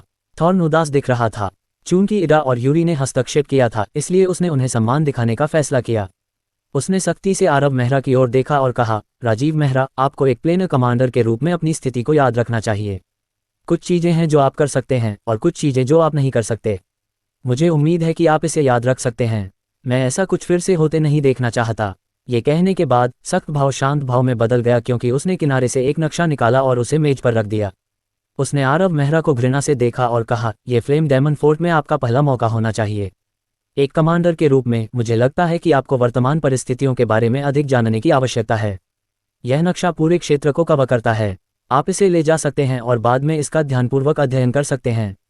आरव मेहरा ने भावशून्यता से मेज पर रखे नक्शे पर नजर डाली और बिना कुछ कहे सिर हिला दिया। फ्लेम डेमन फोर्ट नक्शे के केंद्र में था। आपको फ्लेम डेमन फोर्ट के इतिहास के बारे में पता होना चाहिए, है ना? मेहरा परिवार 300 सालों से इस पर कब्जा कर रहा है, जब से सैंटन मेहरा ने उस शक्तिशाली फ्लेम डेमन को मारा था। थॉर्न कुछ हद तक अधीर लग रहा था, लेकिन मेहरा परिवार की खातिर उसे युवा जादूगर को महत्वपूर्ण जानकारी देनी थी। आखिरकार वह एक दशक से अधिक समय से रेजिंग फ्लेम प्लेन में था। मेहरा परिवार में ऐसे लोग जो फ्लेम डेमन फोर्ट के बारे में उससे ज्यादा जानते थे, उन्हें एक हाथ की उंगलियों पर गिना जा सकता था। आप कल्पना भी नहीं कर सकते कि फ्लेम डेमन फोर्ट कितना खतरनाक है। 50 किलोमीटर के अंदर कम से कम 10 जगहें हैं जहां एलिमेंटल लाइफ फॉर्म रहते हैं। उन्हें मानचित्र पर चिन्हित किया गया है। राजीव मेहरा, आपको उन जगहों पर कभी न जाने का ध्यान रखना चाहिए। यदि आप एलिमेंटल लाइफ फॉर्म को आकर्षित करते हैं तो हमें एक और कठिन लड़ाई का सामना करना पड़ सकता है। उसे युवा जादूगर पर ज्यादा भरोसा नहीं था, इसलिए उसे पहले ही सचेत करना पड़ा। फिर थॉर्न ने कुछ और जगहों की ओर इशारा किया। फ्लेम डेमन फोर्ट पर कई सालों से मेहरा परिवार का नियंत्रण है और आसपास के इलाकों में 1 दर्जन से ज्यादा अयस्क नसें पाई गई हैं, लेकिन अभी सिर्फ 10 का ही दोहन किया जा रहा है। जहां तक बाकी बची हुई नसें हैं, मेहरा परिवार अस्थायी रूप से उनका उपयोग करने में असमर्थ है, क्योंकि वे बहुत खतरनाक इलाकों में स्थित हैं। यहां तक कि आर्कमेज भी वहां खतरे में होंगे। उनमें से 2 नसें रेजिंग फ्लेम बीस्टमैन जनजाति के बगल में हैं, इसलिए उन तक पहुंचने का कोई रास्ता नहीं है। इतने सारे। आरव मेहरा को उन चिन्हित नसों को देखकर थोड़ा डर लगा। हालांकि उनके द्वारा उत्पादित धन की तुलना बोन प्लेन के कुल उत्पादन से नहीं की जा सकती थी, फिर भी इसे कम करके नहीं आंका जा सकता था। जहां तक इस रेजिंग फ्लेम बीस्टमैन जनजाति की बात है, जब उसने उस जनजाति का जिक्र किया तो थॉर्न की अभिव्यक्ति कठोर हो गई। वास्तव में फ्लेम डेमन फोर्ट पर 300 साल पहले उस जनजाति का नियंत्रण था। उन्होंने इसे बचाने के लिए नर्क से एक फ्लेम डेमन को भी आमंत्रित किया। उस समय ऑकलैंड की कई सेनाएं जिन्होंने किले पर कब्जा करने की कोशिश की, उन्हें बहुत नुकसान उठाना पड़ा, जब तक कि सैंटन मेहरा प्रकट नहीं हुए और उन्होंने मेहरा परिवार के लिए फ्लेम डेमन फोर्ट हासिल नहीं कर लिया। वह जनजाति वर्षों से इस नुकसान से दुखी थी और उसने फ्लेम डेमन फोर्ट को वापस लेने के लिए कई रेजिंग फ्लेम बीस्टमैन को भेजा था। 150 साल पहले यह और भी बुरा था, जब बीस्टमैन जनजाति ने अपने अधिकांश पावरहाउस भेजे थे। वह युद्ध बेहद भयंकर था और हालांकि मेहरा परिवार किले को बचाने में कामयाब रहा, लेकिन नुकसान बहुत बड़ा था और 10 से अधिक आर्कमेज मारे गए। हालांकि मेहरा परिवार रेजिंग फ्लेम प्लेन में 3 किलों पर कब्जा करता है, लेकिन अन्य 2 संयुक्त रूप से फ्लेम डेमन फोर्ट के आधे हिस्से के बराबर महत्वपूर्ण नहीं हैं। ये किला रेजिंग फ्लेम प्लेन में मेहरा परिवार की नींव है। अगर हार गए तो मेहरा परिवार रेजिंग फ्लेम प्लेन पर लड़ने की योग्यता खो देगा। इस बारे में बात करते हुए थोर्न ने आरव मेहरा को देखा और चिंतित होकर कहा, मुझे नहीं पता कि हाल ही में क्या हो रहा है। Raging flame beastman flame demon fort पर और भी अधिक भयंकर हमला कर रहे हैं। आज की लड़ाई पहले से ही महीने की 5वीं लड़ाई थी और हमले हर बार और भी भयंकर होते जा रहे हैं। ये निश्चित रूप से पहले ऐसा नहीं था। आखिरकार नुकसान बहुत अधिक है। रेजिंग फ्लेम बीस्टमैन आमतौर पर महीने में एक बार सबसे खराब स्थिति में हमला करते हैं। आरव मेहरा के पीछे खड़ी एडा ने थोर्न पर एक अजीब नज़र डाली। हालांकि उसने कुछ नहीं कहा। उसने खुद से सोचा, अगर आपको पता होता कि इस हमले के पीछे एक दर्जन अविश्वसनीय रूप से शक्तिशाली बीस्टमैन थे तो आप मौत से डर गए होते। आधे घंटे से ज्यादा समय के बाद थॉर्न ने फ्लेम डेमन फोर्ट से जुड़ी सारी जानकारी देना समाप्त कर दिया। फिर आरव मेहरा अपने रहने के क्वार्टर में लौट आया। ये बहुत अजीब है। अपने रहने के क्वार्टर में आरव मेहरा अभी भी रेजिंग फ्लेम बीस्टमैन के बारे में सोच रहा था। वह वाकई हैरान था। आज की लड़ाई में एलिमेंटल लाइफ फॉर्म और बीस्टमैन मैच दोनों ही दिखाई दिए और यह एक बहुत शक्तिशाली संयोजन था। अगर उसने उन मैच के अस्तित्व की खोज नहीं की होती तो ये लड़ाई बहुत ज्यादा परेशानी वाली होती और यह फ्लेम डेमन फोर्ट के पतन पर भी समाप्त हो सकती थी। थॉर्न द्वारा साझा की गई जानकारी के जरिए आरव मेहरा को लग रहा था कि यह जगह निश्चित रूप से एक रहस्य छिपा रही है। अन्यथा बीस्टमैन जनजाति इसे वापस पाने के लिए बेतहाशा युद्ध शुरू नहीं करती। आखिरकार यह महीने का 5वां हमला था। बीस्टमैन जनजाति भी इतने कम समय में इतनी सारी लड़ाइयों के साथ युद्ध को सहन नहीं कर पाएगी। इसके अलावा वह स्पष्ट रूप से महसूस कर सकता था कि बीस्टमैन जनजाति अभी भी छाया में इंतजार कर रही थी। आज की लड़ाई साथ ही पिछले 4 केवल वार्म अप थे। अगला आक्रमण और भी भयंकर हो सकता है। अध्याय 455। लेकिन वह वास्तव में नहीं जानता था कि फ्लेम डेमन फोर्ट में रेजिंग फ्लेम बीस्टमैन को क्या आकर्षित कर रहा था। हालांकि इस क्षेत्र में अयस्क की नसें बहुत समृद्ध थीं और किसी भी बड़ी ताकत को ईर्ष्यालु बना सकती थी। रेजिंग फ्लेम बीस्टमैन के बारे में क्या? आखिरकार रेजिंग फ्लेम बीस्टमैन रेस की धातु विज्ञान संस्कृति व्यवहारिक रूप से अस्तित्वहीन थी। अयस्क उनकी नज़र में आम पत्थरों से अलग नहीं हो सकते हैं। ये वास्तव में संदिग्ध था। रेजिंग फ्लेम बीस्टमैन के यहाँ बेतहाशा हमला करने के लिए फ्लेम डेमन फोर्ट में उनके लिए कुछ घातक आकर्षक होना चाहिए था। ऐसा लग रहा था कि फ्लेम डेमन फोर्ट उतना सरल नहीं था जितना लगता था। आरव मेहरा देख सकता था कि हालांकि थॉर्न 1 दशक से अधिक समय तक रेजिंग फ्लेम प्लेन में रहा था, लेकिन फ्लेम डेमन फोर्ट के बारे में उसकी समझ अभी भी सही थी। उसे अभी भी काफी गहराई तक पहुंचना बाकी था। आरव मेहरा को अचानक पैतृक भूमि से एडा और यूरी के बारे में ख्याल आया। शायद वह उनसे कुछ सुराग प्राप्त कर सके। उसने किसी को दोनों को सूचित करने के लिए कहा और कुछ मिनट बाद एडा और यूरी उसके रहने के क्वार्टर में भाग गए। उनके चेहरे पर घबराहट के भाव दिखाई दे रहे थे। अपने सामान्य व्यवहार के साथ वे पैतृक भूमि से बाहर किसी के प्रति कोई सम्मान नहीं दिखाते, लेकिन इस युवा जादूगर के सामने ये स्पष्ट रूप से एक अलग मामला था। न केवल वह उनका कमांडर था, बल्कि उसके पास अत्यधिक शक्ति भी थी। ऐसे व्यक्ति का सामना करते समय दोनों वास्तव में अभिमानी व्यवहार नहीं कर सकते थे। उन्हें युवा जादूगर का सामना करने में परेशानी हुई, भले ही वह शांत मूड में लग रहा था। अरे उच्च जादूगर राजीव, क्या आपको कुछ चाहिए? एडा ने सावधानी से पूछा। उसने मूल रूप से एडा के साथ युवा जादूगर से मिलने की योजना बनाई थी, लेकिन उन्हें पहले ही बुला लिया गया था। उन्हें यकीन नहीं था कि इसका क्या मतलब है। पहले बैठ जाओ। आरव मेहरा उनके हाव भाव से साफ साफ देख सकता था कि वे कैसा महसूस कर रहे थे। उसने अजीब तरह से अपना गाल खुजलाया और सोचा, क्या मैं इतना डरावना हूँ? दोनों के बैठने के बाद माहौल काफी शांत हो गया। आरव मेहरा मुस्कुराया और बोला, मुझे माफ करें कि मैंने आपको परेशान किया, सर। मैं जानता हूं कि आप पैतृक भूमि से आए हैं और शायद रेजिंग फ्लेम प्लेन के बारे में ज्यादा जानते हों। हाय मेज राजीव, आप कृपया कोई औपचारिकता न करें, हम सब एक ही पक्ष में हैं। आरव मेहरा की चापलूसी ने उन्हें अभिभूत कर दिया। एडा की धड़कनें थोड़ी शांत हुईं, लेकिन उसने लापरवाही करने की हिम्मत नहीं की। उसने अपने शब्दों को व्यवस्थित करते हुए मुस्कुराया। उसने अनगिनत प्लेन युद्धों में भाग लिया था और इस प्लेन के बारे में उसकी समझ आरव मेहरा से कहीं ज्यादा थी। कुछ देर सोचने के बाद उसने कहा, वास्तव में पूरा रेजिंग फ्लेम प्लेन ओकलैंड की सभी सेनाओं के लिए बहुत आकर्षक है। हालांकि पर्यावरण काफी कठोर है, यहाँ उत्पादित प्राकृतिक संसाधन बहुत समृद्ध हैं। ये कई एंडलूसा साम्राज्यों के बराबर है। कोई भी बड़ी ताकत इसे मिस नहीं करना चाहेगी, लेकिन स्वाभाविक रूप से सबसे महत्वपूर्ण कारण यह है कि रेजिंग फ्लेम प्लेन का मैना घनत्व बहुत चौंकाने वाला है। ये जादूगरों के विकास को गति दे सकता है। थोड़ा विराम लेने के बाद एडा ने आगे कहा, इसके अलावा रेजिंग फ्लेम प्लेन के बारे में एक किंवदंती है। ये लगभग 1 सहस्राब्दी से घूम रहा है। ऐसा कहा जाता है कि प्लेन की गहराई में एक अत्यंत शक्तिशाली अस्तित्व का पोषण किया जा रहा है और एक बार जब ये प्रकट होता है तो इसमें स्वर्गरैंक की शक्ति होगी। ओह, आरव मेहरा का दिमाग ये सुनकर हिल गया। उसने अपने डेमीप्लेन के बारे में सोचा, एक ऐसी जगह जो जादूगरों के विकास को गति दे सकती है, वास्तव में सभी प्रमुख ताकतों के बीच लड़ने लायक थी। उस किंवदंती के लिए उन्होंने 10,000 मंत्रों की पुस्तक से संबंध जोड़ा। यह एक प्रसिद्ध असाधारण जादू उपकरण था। यह उग्र ज्वाला विमान में दिखाई देगा, लेकिन वर्तमान में अभी भी शक्ति में बढ़ रहा था और केवल एक सच्चा आत्मा जादू उपकरण था। कुछ हजार वर्षों के बाद 10,000 मंत्रों की पुस्तक वास्तव में स्वर्ग रैंक पर होगी। लेकिन इसके बारे में सोचते हुए यह असंभव था कि 10,000 मंत्रों की पुस्तक वहां के जादूगरों के लिए विकास की गति में वृद्धि के पीछे थी। फ्लेम डायमंड फोर्ट क्षेत्र विमान के उत्तरी भाग में सबसे घने माने वाला स्थान है। अधिक सटीक रूप से यहां से पूर्व में स्थित घोस्ट वैली में माने एक भयावह घनत्व तक पहुंच गया है। बिना तैयारी के जादूगर अंदर जाने के बाद अपनी जान नहीं बचा पाएंगे, वे माने से फट जाएंगे। यहां तक कि एक महान जादूगर भी घोस्ट वैली में बहुत लंबे समय तक रहने की हिम्मत नहीं करेगा। यूरी ने फिर गंभीर भाव से कहा, यही कारण है कि मेहरा परिवार फ्लेम डायमंड फोर्ट को इतना महत्व देता है, और यही कारण है कि अन्य प्रमुख ताकतें भी इसे चाहती हैं। अगर उन्हें मेहरा परिवार की ताकत का डर नहीं होता तो वे पहले ही हमला कर चुके होते। इसके अलावा रेजिंग फ्लेम बीस्टमैन भी घोस्ट वैली की बहुत परवाह करते हैं। वे फ्लेम डायमंड फोर्ट पर बड़े पैमाने पर हमले करते हैं क्योंकि वे घोस्ट वैली को हासिल करना चाहते हैं। Ghost valley. यूरी की बातें सुनने के बाद आरव मेहरा ने भौहें सिकोड़ लीं। उसे रेजिंग फ्लेम बीस्टमैन जादूगरों के साथ पहले हुई लड़ाई याद आ गई। उन दर्जन भर बीस्टमैन ने अपनी मृत्यु के बाद एक लौ छोड़ी और वह लौ पूर्व की ओर उड़ गई। अपनी अंतर्दृष्टि से उसने स्वाभाविक रूप से देखा कि यह लौ उनके मन और आत्माओं से बनी थी। इस अजीबोगरीब घटना की खोज के बाद उसने इसके बारे में बहुत अधिक नहीं सोचा था। उसने अनुमान लगाया था कि यह शायद रेजिंग फ्लेम बीस्टमैन की कुछ परंपराओं से संबंधित था, शायद बलिदान चढ़ाने की तर्ज पर। लेकिन यूरी की राय सुनने के बाद उसे तुरंत कुछ अजीब लगा। शायद वह अजीब घटना भूत घाटी से संबंधित है। उसे अचानक भूत घाटी में बहुत दिलचस्पी हो गई। उसने अपनी जेब से एक नक्शा निकाला जो उसे थॉर्न से मिला था। उसने इसे टेबल पर फैलाया और जल्दी से भूत घाटी का स्थान पता लगा लिया।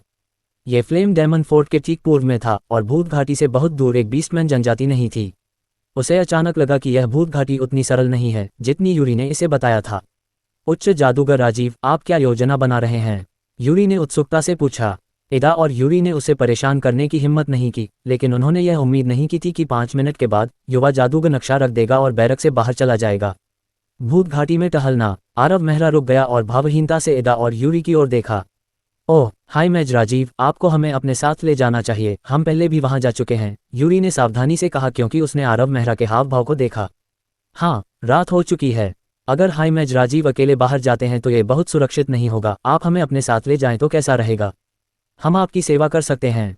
एडा के चेहरे पर उत्साह भरा भाव था। वे समझ गए कि युवा जादूगर के साथ कुछ अनुग्रह प्राप्त करने का यह एक अच्छा अवसर था। अगर वे इसे चूक गए तो शायद उन्हें दूसरा मौका मिलना मुश्किल हो जाए। युवा जादूगर के साथ अच्छे संबंध स्थापित करना बेहद महत्वपूर्ण था। आखिरकार वह 20 साल से थोड़ा ज्यादा का था और पैतृक भूमि द्वारा पहले ही मान्यता प्राप्त हो चुकी थी, एक प्लेनर कमांडर बन गया था। सबसे महत्वपूर्ण बात यह है कि युवा जादूगर की शक्ति को केवल भयानक ही कहा जा सकता था। हालांकि वह केवल 5वीं रैंक का हाई मैच था, लेकिन वह 6ठी रैंक के आर्क मैच से कमजोर नहीं था। इतनी बड़ी क्षमता वाले ऐसे युवा जादूगर से दोस्ती जल्दी ही कर लेनी चाहिए थी। दोनों को इस बात का पूरा भरोसा था। अगर कुछ अप्रत्याशित नहीं हुआ तो इस युवा जादूगर की भविष्य की उपलब्धियां संभवतः सैंटन मेहरा की ऊंचाइयों तक पहुंच जाएंगी, या शायद उससे भी अधिक। इस प्रकार दोनों प्रतिभाओं ने अपनी खाल मोटी करने में कोई आपत्ति नहीं की और बेशर्मी से उसके पीछे चलने को कहा। हाँ, तुम्हें जल्दी आराम करना चाहिए, मैं बस एक सामान्य सैर करूंगा। आरव मेहरा मुस्कुराया और दोनों के प्रतिक्रिया करने से पहले ही अपने रहने के क्वार्टर से निकल गया। सोचने के बाद उसने अपने 3 चचेरे भाइयों और ड्रैकोनिक बीस्टमैन को अपने साथ ले जाने का फैसला किया। बहुत देर हो चुकी है, लॉर्ड ज़्यूबन को जगाने की हिम्मत कौन कर सकता है? जागने के बाद ज़्यूबन को बहुत बुरा लगा। वह धीमी आवाज में कोसता रहा, लेकिन जब उसने अपने रहने के क्वार्टर से निकलने के बाद आरव मेहरा को देखा तो ज़्यूबन का चेहरा पीला पड़ गया और उसके माथे पर पसीने की बूंदें टपकने लगीं। मैं टहलने जा रहा हूँ। आरव मेहरा ने ज़्यूबन की ओर देखते हुए एक नकली मुस्कान बनाई। वह नज़र और भी ज्यादा बेशर्म होती जा रही है, ऐसा लग रहा है कि मुझे उसे सबक सिखाने के लिए स्यूडोस को बुलाना होगा। जल्द ही 5 लोगों का उनका समूह फ्लेम डायमंड फोर्ट से निकलकर घोस्ट वैली की ओर बढ़ गया। वास्तव में नोसेंट की तुलना में रेजिंग फ्लेम प्लेन में रातें बहुत ज्यादा चमकीली थीं। इस प्लेन में हर जगह सक्रिय ज्वालामुखी देखे जा सकते थे और कुछ तो फट भी रहे थे। रातें दिन की तुलना में थोड़ी ज्यादा धुंधली थीं। घोस्ट वैली के रास्ते में उन्हें कोई खतरा नहीं था। कभी कभी कुछ एलिमेंटल लाइफ फॉर्म के साथ साथ आग प्रकार के जादुई जानवर भी मिलते थे, लेकिन आरव मेहरा के समूह में सबसे कमजोर एक 8वीं रैंक का हाई मैच था। 3 घंटे बाद वे घोस्ट वैली पहुंच गए। नक्शे का अनुसरण करते हुए आरव मेहरा ने अपनी सतर्कता में कोई ढील नहीं दी और आगे के रास्ते का पता लगाने के लिए एक मैजाई को नियंत्रित करता रहा। जब घाटी की रूपरेखा उसके सामने प्रकट हुई तो उसने महसूस किया कि आसपास का वातावरण गायब हो गया है, क्योंकि जादूगरनी की आंख में तीव्र मैना हस्तक्षेप हुआ और वह नष्ट हो गई। आरव मेहरा को तुरंत पता चल गया कि उसके सामने जो है वह घोस्ट वैली है। अपने 3 चचेरे भाइयों और शिवबन को साथ लेकर वह घाटी में दाखिल हुआ। ये कहाँ है? रॉस को यकीन नहीं हुआ। ये घोस्ट वैली है और यह मैना से भरपूर है। आरव मेहरा मुस्कुराया और यूरी की व्याख्या दोहराई, जिससे उनके चेहरे का रंग बदल गया। उन्हें स्पष्ट रूप से उम्मीद नहीं थी कि फ्लेम डेमन फोर्ट के आसपास ऐसा शानदार क्षेत्र मौजूद है। आरव मेहरा घाटी के प्रवेश द्वार पर खड़ा था और भले ही शाम हो रही थी, फिर भी वह देख सकता था कि घोस्ट वैली बहुत बड़ी थी। पेड़ हरे भरे थे और हर जगह सुगंधित घास फैली हुई थी। पूरी घाटी जीवन की आभा से भरी हुई थी। ये बहुत रहस्यमय था और आरव मेहरा प्रवेश द्वार से स्पष्ट रूप से महसूस कर सकता था कि यूरी ने उसे कोई झूठ नहीं कहा था। यहाँ मैना बहुत घना था। यदि कोई जादूगर इस स्थान में प्रवेश करता तो उसका मन भंवर अनजाने में मन को अवशोषित कर लेता, और चूंकि एक जादूगर के पास सीमित मात्रा में मन हो सकता था, इसलिए वे मन से फट जाते। यूरी के शब्द अतिशयोक्तिपूर्ण नहीं थे, उनके पीछे एक आधार था। लेकिन घोस्ट वैली के मन घनत्व और डेमीप्लेन के बीच एक अंतर था। इस तरह के अंतर का होना स्वाभाविक था। आखिरकार स्वाभाविक रूप से पैदा हुआ डेमीप्लेन वास्तव में विशेष था। यह एक प्राचीन देवता की आत्मा के अंश से प्रभावित था। भविष्य में 30,000 साल बाद भी आरव मेहरा ने कभी भी सामान्य मन घनत्व से 20 गुना अधिक स्थान के बारे में नहीं सुना था। अध्याय 456। वह जानता था कि नोसेंट के साथ साथ हर प्रमुख विमान में भी कुछ ऐसे स्थान होंगे जहां उच्च मन घनत्व होगा, जो जादूगरों के ध्यान के लिए उपयुक्त होगा। जादू युग के चरम पर अनगिनत जादूगरों द्वारा उन प्रकार के स्थानों को पागलपन से खोजा गया था। उसे वास्तव में याद था कि उस युग के दौरान नोसेंट में ध्यान के लिए उपयुक्त कई और स्थान थे जिन्हें अभी तक खोदा जाना बाकी था, और घोस्ट वैली संभवतः एक ऐसी ही जगह थी। कुछ ने इस जगह के मन घनत्व को अनगिनत वर्षों में बढ़ाने के लिए प्रेरित किया होगा, लेकिन ये केवल आरव मेहरा का अनुमान था। उसे नहीं पता था कि वास्तव में क्या हुआ था। तीनों चचेरे भाई और शिवबन जल्दी से ठीक हो गए और शांति से आरव मेहरा के पीछे चले गए। आखिरकार उन्होंने पहले ही उसका डेमीप्लेन देख लिया था। घाटी में प्रवेश करने के बाद आरव मेहरा बहुत अधिक सतर्क था। उसने अपने मैजिक एरे को 1 किलोमीटर के भीतर सब कुछ निरीक्षण करने के लिए कहा। फिर उन्होंने एक सरल मार्ग का अनुसरण किया और धीरे धीरे घाटी में गहराई तक चले गए। उनके रास्ते में कुछ भी असामान्य नहीं था, यहाँ तक कि जादुई जानवर भी शायद ही कभी दिखाई देते थे। आसपास के पेड़ जीवन शक्ति से लबालब भरे हुए थे और 100 मीटर की ऊंचाई तक पहुंच गए थे। घाटी में असामान्य रूप से घने माने के अलावा आरव मेहरा को कुछ भी नहीं मिला था। जैसे जैसे वे गहरे होते गए, आरव मेहरा को धीरे धीरे महसूस हुआ कि घाटी के दोनों किनारे उतने शांत नहीं थे। आरव मेहरा की जादुई सरनी से कुछ भी नहीं बच सकता था। हवा में लहराते हुए खरपतवार का एक भी कतरा उसकी नज़र से नहीं बच सकता था। उसने बहुत जल्दी पता लगा लिया कि दोनों तरफ मेहरा परिवार और थोइंग फायर जनजाति के सैनिक तैनात थे, और यह स्पष्ट था कि दोनों पक्ष घोस्ट वैली को नहीं छोड़ेंगे। आखिरकार इस जगह को सभी प्रमुख ताकतों द्वारा बेहद कीमती माना जाता था। चाहे वह रेजिंग फ्लेम बीस्टमैन हो या मानव जाति, घोस्ट वैली में ध्यान करने से उनकी विकास गति में बहुत वृद्धि हुई। दोनों पक्षों के बीच अक्सर छोटे मोटे संघर्ष होते थे और आरव मेहरा ने माने के उतार चढ़ाव को पकड़ लिया, लेकिन इससे उसका कोई लेना देना नहीं था। इसलिए वह घाटी में और अंदर चला गया, लेकिन 10 मिनट बाद भी उसे कुछ नहीं मिला। लेकिन जैसे ही आरव मेहरा ने वापस लौटने की योजना बनाई, घाटी की गहराई से एक खास मान उतार चढ़ाव महसूस किया जा सकता था। आरव मेहरा भौहें सिकोड़ने से खुद को नहीं रोक सका। उसने अपनी जादुई सरनी को उसके चरम पर पहुंचाने की कोशिश की और मान उतार चढ़ाव का विश्लेषण करने के बाद उसने कुछ बहुत ही अजीबोगरीब चीज देखी। आमतौर पर सर्वशक्तिमान जादुई सरनी मान उतार चढ़ाव के स्रोत का विश्लेषण करने में चौंकाने वाली रूप से असमर्थ थी। अजीब है, यह क्या है? चलो चलते हैं और देखते हैं। आरव मेहरा ने बिना किसी हिचकिचाहट के तीनों मेहरा और शिवबन को भूत घाटी की गहराई में ले गया। जैसे जैसे वे और गहरे होते गए, धीरे धीरे आसपास का माहौल बदलने लगा। उनके सामने एक विशाल आदिम जंगल फैला हुआ था। हर जगह 100 मीटर से ज्यादा ऊंचे पेड़ दिखाई दे रहे थे। उनके तने घने थे और पत्ते घने थे। इसके अलावा इस जंगल में इंसानों के बहुत कम निशान थे, जो ये दर्शाता है कि मेहरा परिवार और थोइंग फायर ट्राइब ने यहाँ पैर नहीं रखा था। माना के घनत्व में एक सूक्ष्म परिवर्तन था। अगर मैजिक एरे के विश्लेषण के लिए नहीं, तो इस सूक्ष्म परिवर्तन को खोजना बहुत मुश्किल होता। घोस्ट वैली जैसी जगह में मैजाइज अप्रभावी थे, इसलिए आरव मेहरा केवल अपने मैजिक एरे पर भरोसा कर सकते थे ताकि उस आभा का अनुसरण कर सकें और धीरे धीरे क्षेत्र का पता लगा सकें। इसे पा लिया। जल्द ही आभा का वह झोंका और अधिक समृद्ध हो गया और केंद्रित मान लगभग दिखाई देने लगा। 1 और 10 मिनट के बाद आरव मेहरा को उस आभा का स्रोत मिल गया। उसने केवल हवा में टिमटिमाते हुए कई रून देखे और एक ऐसा उतार चढ़ाव प्रसारित किया जो इतना भयानक था कि दम घुट रहा था। आरव मेहरा सहित हर कोई रुकने से खुद को रोक नहीं सका, पीली अभिव्यक्तियों के साथ आगे देख रहा था। उनके आगे की चीज ने उन्हें खतरे का बहुत बड़ा एहसास कराया। यह क्या बकवास है? आरव मेहरा ने उस भयावह उतार चढ़ाव का सामना करते हुए भौहें सिकोड़ी। उसने धीरे धीरे एक पैर आगे बढ़ाया। उसका दिल कांप रहा था क्योंकि वह उन असंख्य रूनों का सामना कर रहा था। उसने अपने पीछे खड़े कुछ लोगों को केवल ये पुष्टि करने के बाद हाथ हिलाया कि कोई खतरा नहीं है, उन्हें करीब आने का संकेत दिया। समूह को 10 मीटर चलने में 3 मिनट लगे। सरनी। इस समय आरव मेहरा के माथे पर पसीने की बूंदें टपक रही थीं। वह अपने सामने मौजूद असंख्य पैटर्न को देख रहा था, हैरान था। उसे पूरा यकीन था कि यह एक असली सरनी थी। ये कल्पना करना कठिन था कि एक सरनी उसे इतना दबाव दे सकती है। आखिरकार चार्लोट परिवार के महान शैतान के असली शरीर के आने से भी उसे तकलीफ नहीं होगी।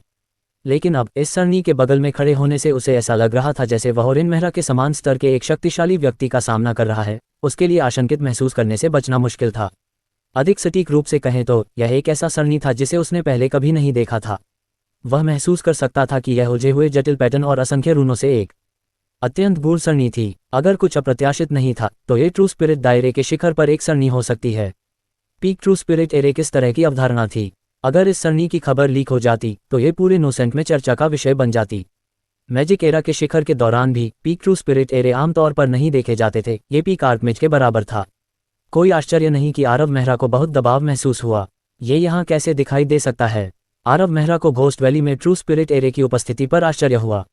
इसका ध्यानपूर्वक अध्ययन करने के बाद उन्होंने पाया कि सरनी बहुत प्राचीन थी, और इसे घोस्ट वैली में असामान्यता से जोड़ने के बाद उन्होंने अनुमान लगाया कि यह सरनी घाटी के समृद्ध मैना के पीछे सबसे अधिक संभावना है। लेकिन जिस बात ने उसे झकझोर दिया वह ये थी कि 10 मिनट तक अध्ययन करने के बाद भी, मैजिक एरे के पूरी क्षमता से काम करने के बावजूद भी उसे कुछ नहीं मिला।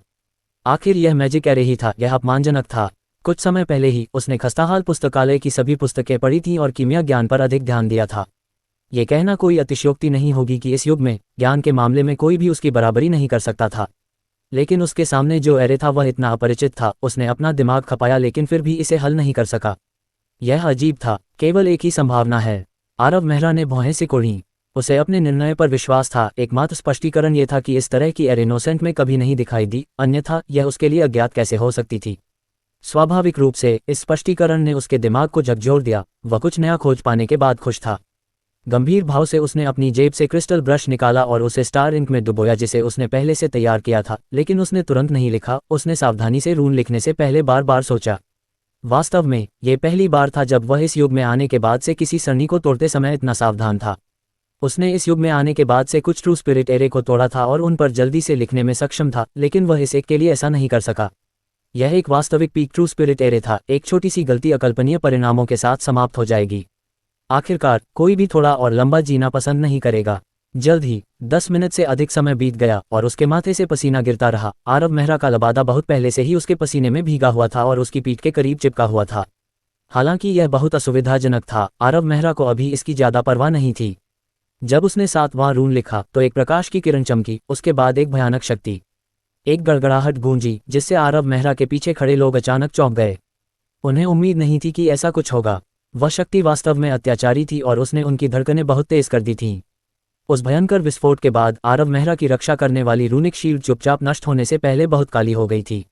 ओह! एक लंबी सांस छोड़ने के बाद आरव मेहरा के चेहरे पर पीलापन था क्योंकि उसने क्रिस्टल पेन फेंक दिया और असहाय होकर अपना सिर हिलाया। मौजूदा आरव मेहरा के लिए पीक ट्रू स्पिरिट एरे से संपर्क करना वाकई मुश्किल था। अगर उसने पहले से तैयारी न की होती तो उसे उस शक्ति से भारी नुकसान उठाना पड़ता। इसके अलावा वह एरे की शक्ति का केवल एक हिस्सा था। कोई आसानी से कल्पना कर सकता था कि एरे की पूरी शक्ति कितनी महान थी। शायद स्वर्ग रैंक के तहत बहुत से लोग इसे सहन नहीं कर सकते थे, यहाँ तक कि आरव मेहरा को भी यकीन नहीं था कि वह कर सकता है। चचेरे भाई राजीव, क्या तुम ठीक हो? विलियम ने आरव मेहरा को 5 मिनट से अधिक समय तक भौहें सिकुड़े हुए देखकर पूछा। हाँ, ये कुछ भी नहीं है। आरव मेहरा ने अपना सिर हिलाने से पहले कड़वी मुस्कान दी। वह पहले ही हार मान चुका था। पीक ट्रू स्पिरिट एरे कोई छोटी बात नहीं थी। अगर वह ऐसा करने के लिए मजबूर होता तो वह नुकसान उठाने से बच नहीं सकता था। लेकिन वह स्पष्ट रूप से समझ गया था कि यह अजीबोगरीब सरनी निश्चित रूप से मूल्यवान थी।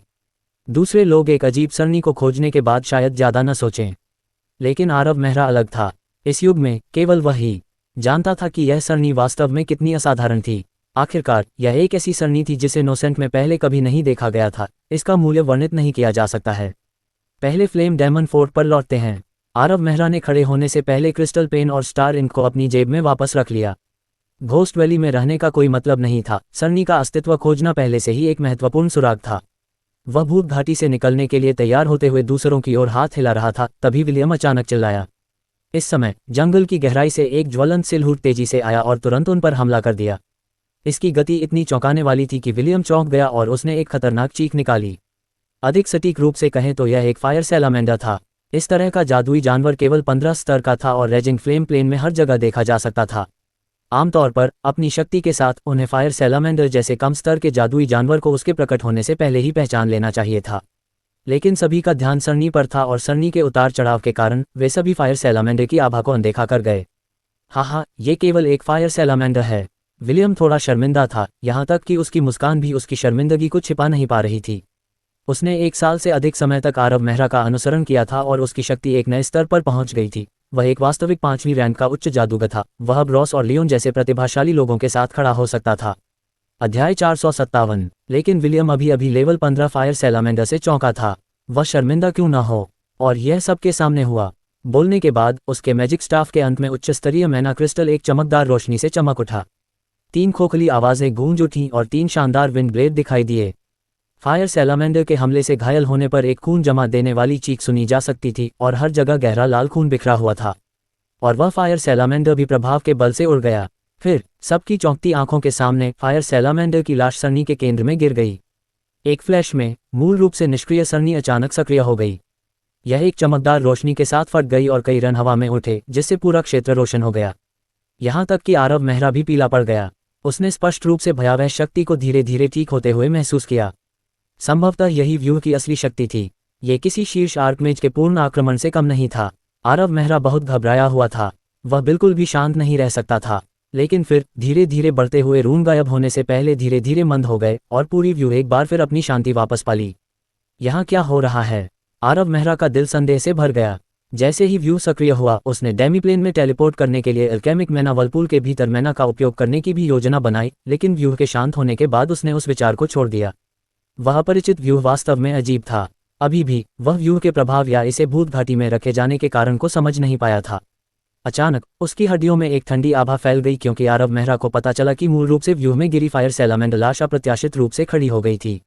लेकिन भयावह बात यह थी कि लाश का मांस गायब हो गया था और केवल उसका कंकाल बचा था। जैसे जैसे वह आगे बढ़ता रहा, सरनी से अजीबोगरीब आवाजें निकलती रहीं। समूह ने महसूस किया कि उनका खून ठंडा हो गया है, क्योंकि उन्होंने उन गहरे नीले रंग की फॉस्फोरस लपटों को आंखों के गड्ढों में लहराते हुए देखा। ऐसा लगा जैसे वह उन्हें देख रहा हो। मरे हुए। आरव मेहरा अवाक रह गया। क्या हो रहा है? ये स्पष्ट रूप से एक क्षण पहले एक लाश थी। यह मरे हुए कैसे हो सकती है? उसने कभी ऐसी अजीब बात नहीं सुनी थी। इस समय आरव मेहरा की उंगलियों से लपटें उठ रही थीं। उनके बाद भयंकर मान उतार चढ़ाव हुआ, क्योंकि एक फ्लेम बर्स्ट ने फायर सैलामेंडर के शरीर पर सटीक रूप से हमला किया, जिससे हड्डियों के टुकड़े उड़ गए। लेकिन मरे हुए फायर सैलामेंडर की मृत्यु नहीं हुई थी। हालांकि उसका कंकाल पहचान से परे क्षतिग्रस्त हो गया था, लेकिन उसकी आंखों में फॉस्फोरस की लपटें अभी भी चमक रही थीं। इस नतीजे ने आरव मेहरा को चौंका दिया और उसने तुरंत एक और फ्लेम बर्स्ट किया। एक और विस्फोट के बाद धुआं उठा और फायर सैलामेंडर का कंकाल बिखर गया, झुलसकर काला हो गया। आरव मेहरा फिर नीचे झुका और फ्लोरोसेंट एंडेड एसेंस को खोजने से पहले हड्डियों के बीच खोजा। ये कैसे हो सकता है? वह भौहें सिकुड़ने से खुद को नहीं रोक सका। उस एंडेड एसेंस के भीतर की शक्ति से उसने अनुमान लगाया कि एंडेड फायर सैलामेंडर कम से कम 25 लेवल का होना चाहिए था। शव का सरनी में गिरना और अनडेड हो जाना काफी चौंकाने वाला था, लेकिन उसने यह उम्मीद नहीं की थी कि एक फायर सैलामेंडर अनडेड बनने के बाद 10 लेवल हासिल कर लेगा। अगर उसने यह अपनी आंखों से नहीं देखा होता तो वह बस यह विश्वास नहीं करता कि ऐसा कुछ अजीब हो सकता है। रुको। जबकि आरव मेहरा के दिमाग में सवाल भरे हुए थे, अचानक एक विचार उभरा। उसने अपने सामने की सरनी को देखा और जल्दी से उसके करीब जाकर झुक गया और बिना रुके सरनी पर पैटर्न का अध्ययन किया। फिर उसने अपनी जेब से एक कलम निकाली और ड्राफ्ट पेपर की एक शीट पर गणना करते हुए लिखा। वह आधे घंटे के बाद रुक गया, लेकिन अभी भी हैरान था। दरअसल उसे अभी अभी राइजिंग ड्रैगन एरे नामक एक सरनी के बारे में एक अफवाह याद आई थी। ये केवल एक अफवाह थी, क्योंकि नोसेंट में इसके प्रकट होने की कभी पुष्टि नहीं हुई थी। आरव मेहरा ने एक बार क्षयग्रस्त पुस्तकालय में राइजिंग ड्रैगन एरे के बारे में कुछ जानकारी पढ़ी थी। उस सरनी का हमेशा से एक सैद्धांतिक अस्तित्व रहा था और इसका स्रोत नेसर राजवंश के अंत तक का था। ये लोसना नामक एक मानव कीमियागर से आया था। उस समय क्रोमेटिक ड्रैगन और शुद्ध रक्त वाले कल्पित बौने द्वारा शासित नेसर राजवंश धीरे धीरे कम हो रहा था, जबकि मानव जाति के शक्तिशाली लोग उभर रहे थे और लोसना उनमें से एक प्रसिद्ध व्यक्ति थी। उन्होंने जीवन के सिंहासन को नष्ट करने के लिए लड़ाई में सम्राट चार्ल्स का साथ दिया था और उनके नाम का उल्लेख अक्सर जादूगरों की बाद की पीढ़ियों द्वारा किया जाता था। दरअसल लोसना की एक और पहचान थी। वह सिल्वर एरा के कब्र खोदने वाले नोसेंट के सबसे महान कीमियागर डार्क सेज का शिष्य था। ये प्रभामंडल लोसना के साथ जीवन भर रहा। अपनी युवावस्था के दौरान लोसना ने एक बार नोसेंट का दौरा किया था और बीच रास्ते में खतरे का सामना किया था, इससे पहले कि उसे एक क्रोमेटिक ड्रैगन ने बचाया। कुछ दर्जन वर्षों के दौरान लोसना और उस ड्रैगन के बीच गहरी दोस्ती हो गई। उस लड़ाई तक जिसने क्रोमेटिक ड्रैगन और शुद्ध रक्त वाले एल्व्स के शासन को हिलाकर रख दिया। जब ऐसा हुआ तो लोसना के पास मानव जाति के पक्ष में खड़े होने के अलावा कोई और विकल्प नहीं था। वह अपने दोस्त क्रोमेटिक ड्रैगन, जो जीवन के सिंहासन की रक्षा कर रहा था, के साथ मौत तक लड़ता रहा। तीसरे राजवंश की स्थापना के साथ लोसना को चार्ल्स सम्राट द्वारा एक महत्वपूर्ण पद पर रखा गया और वह राजवंश का पहला मुख्य दरबारी किमियागर बन गया। जहां तक लोसना का सवाल है, उसे वास्तव में सत्ता हासिल करने में कोई खास दिलचस्पी नहीं थी। वह अभी भी अपने दोस्त को याद कर रहा था और उसे फिर से जीवित करने का तरीका खोज रहा था। उसने 10 साल से ज्यादा समय एक ऐसी सरणी बनाने में बिताया जो उसकी इच्छा को पूरा करने में मदद करेगी। इसे रेजिंग ड्रैगन सरणी कहा जाता था। लेकिन किसी तरह ये खबर चार्ल्स सम्राट के कानों तक पहुंच गई। उस समय साम्राज्य अभी अभी स्थापित हुआ था और वहां बहुत अशांति थी। यह अभी भी क्रोमेटिक ड्रैगन और शुद्ध रक्त वाले कल्पित बौनों की छाया से अलग नहीं हुआ था। इस पर चार्ल्स सम्राट का गुस्सा होना स्वाभाविक था और उसने मौके पर ही लोसना को मौत के घाट उतारने का आदेश दिया। लोसना की मृत्यु के बाद रेजिंग एरे साम्राज्य में वर्जित रहा और किसी ने इसका जिक्र करने की हिम्मत नहीं की। जैसे जैसे समय बीतता गया, ये धीरे धीरे भुला दिया गया, जादू युग के चरम तक, जब रेजिंग ड्रैगन एरे को एक बार फिर से सामने लाया गया। ये लिखा गया था कि कई दर्जन दुर्जय किमियागरों ने इस बात की पुष्टि करने से पहले कि इसके पीछे का सिद्धांत व्यवहार्य था, कुछ दर्जन साल इसके अध्ययन में तल्लीन रहे। लेकिन मैजिक एरा के चरम पर भी यह सरणी कभी नहीं दिखाई दी, क्योंकि इसे स्थापित करना बहुत कठिन था। और इस सरणी का विश्लेषण करने के बाद आरव मेहरा ने धीरे धीरे पाया कि इसमें रेजिंग ड्रैगन एरे से कई समानताएं थीं, लेकिन वह ये पता नहीं लगा सका कि यह वास्तव में इस समय वह सरणी थी या नहीं। उनकी नज़र में हालांकि इसके पीछे का सिद्धांत व्यवहार्य था, लेकिन असली रेजिंग ड्रैगन एरे का अस्तित्व नहीं होना चाहिए। आखिरकार सरणी की रचना मुश्किल नहीं थी।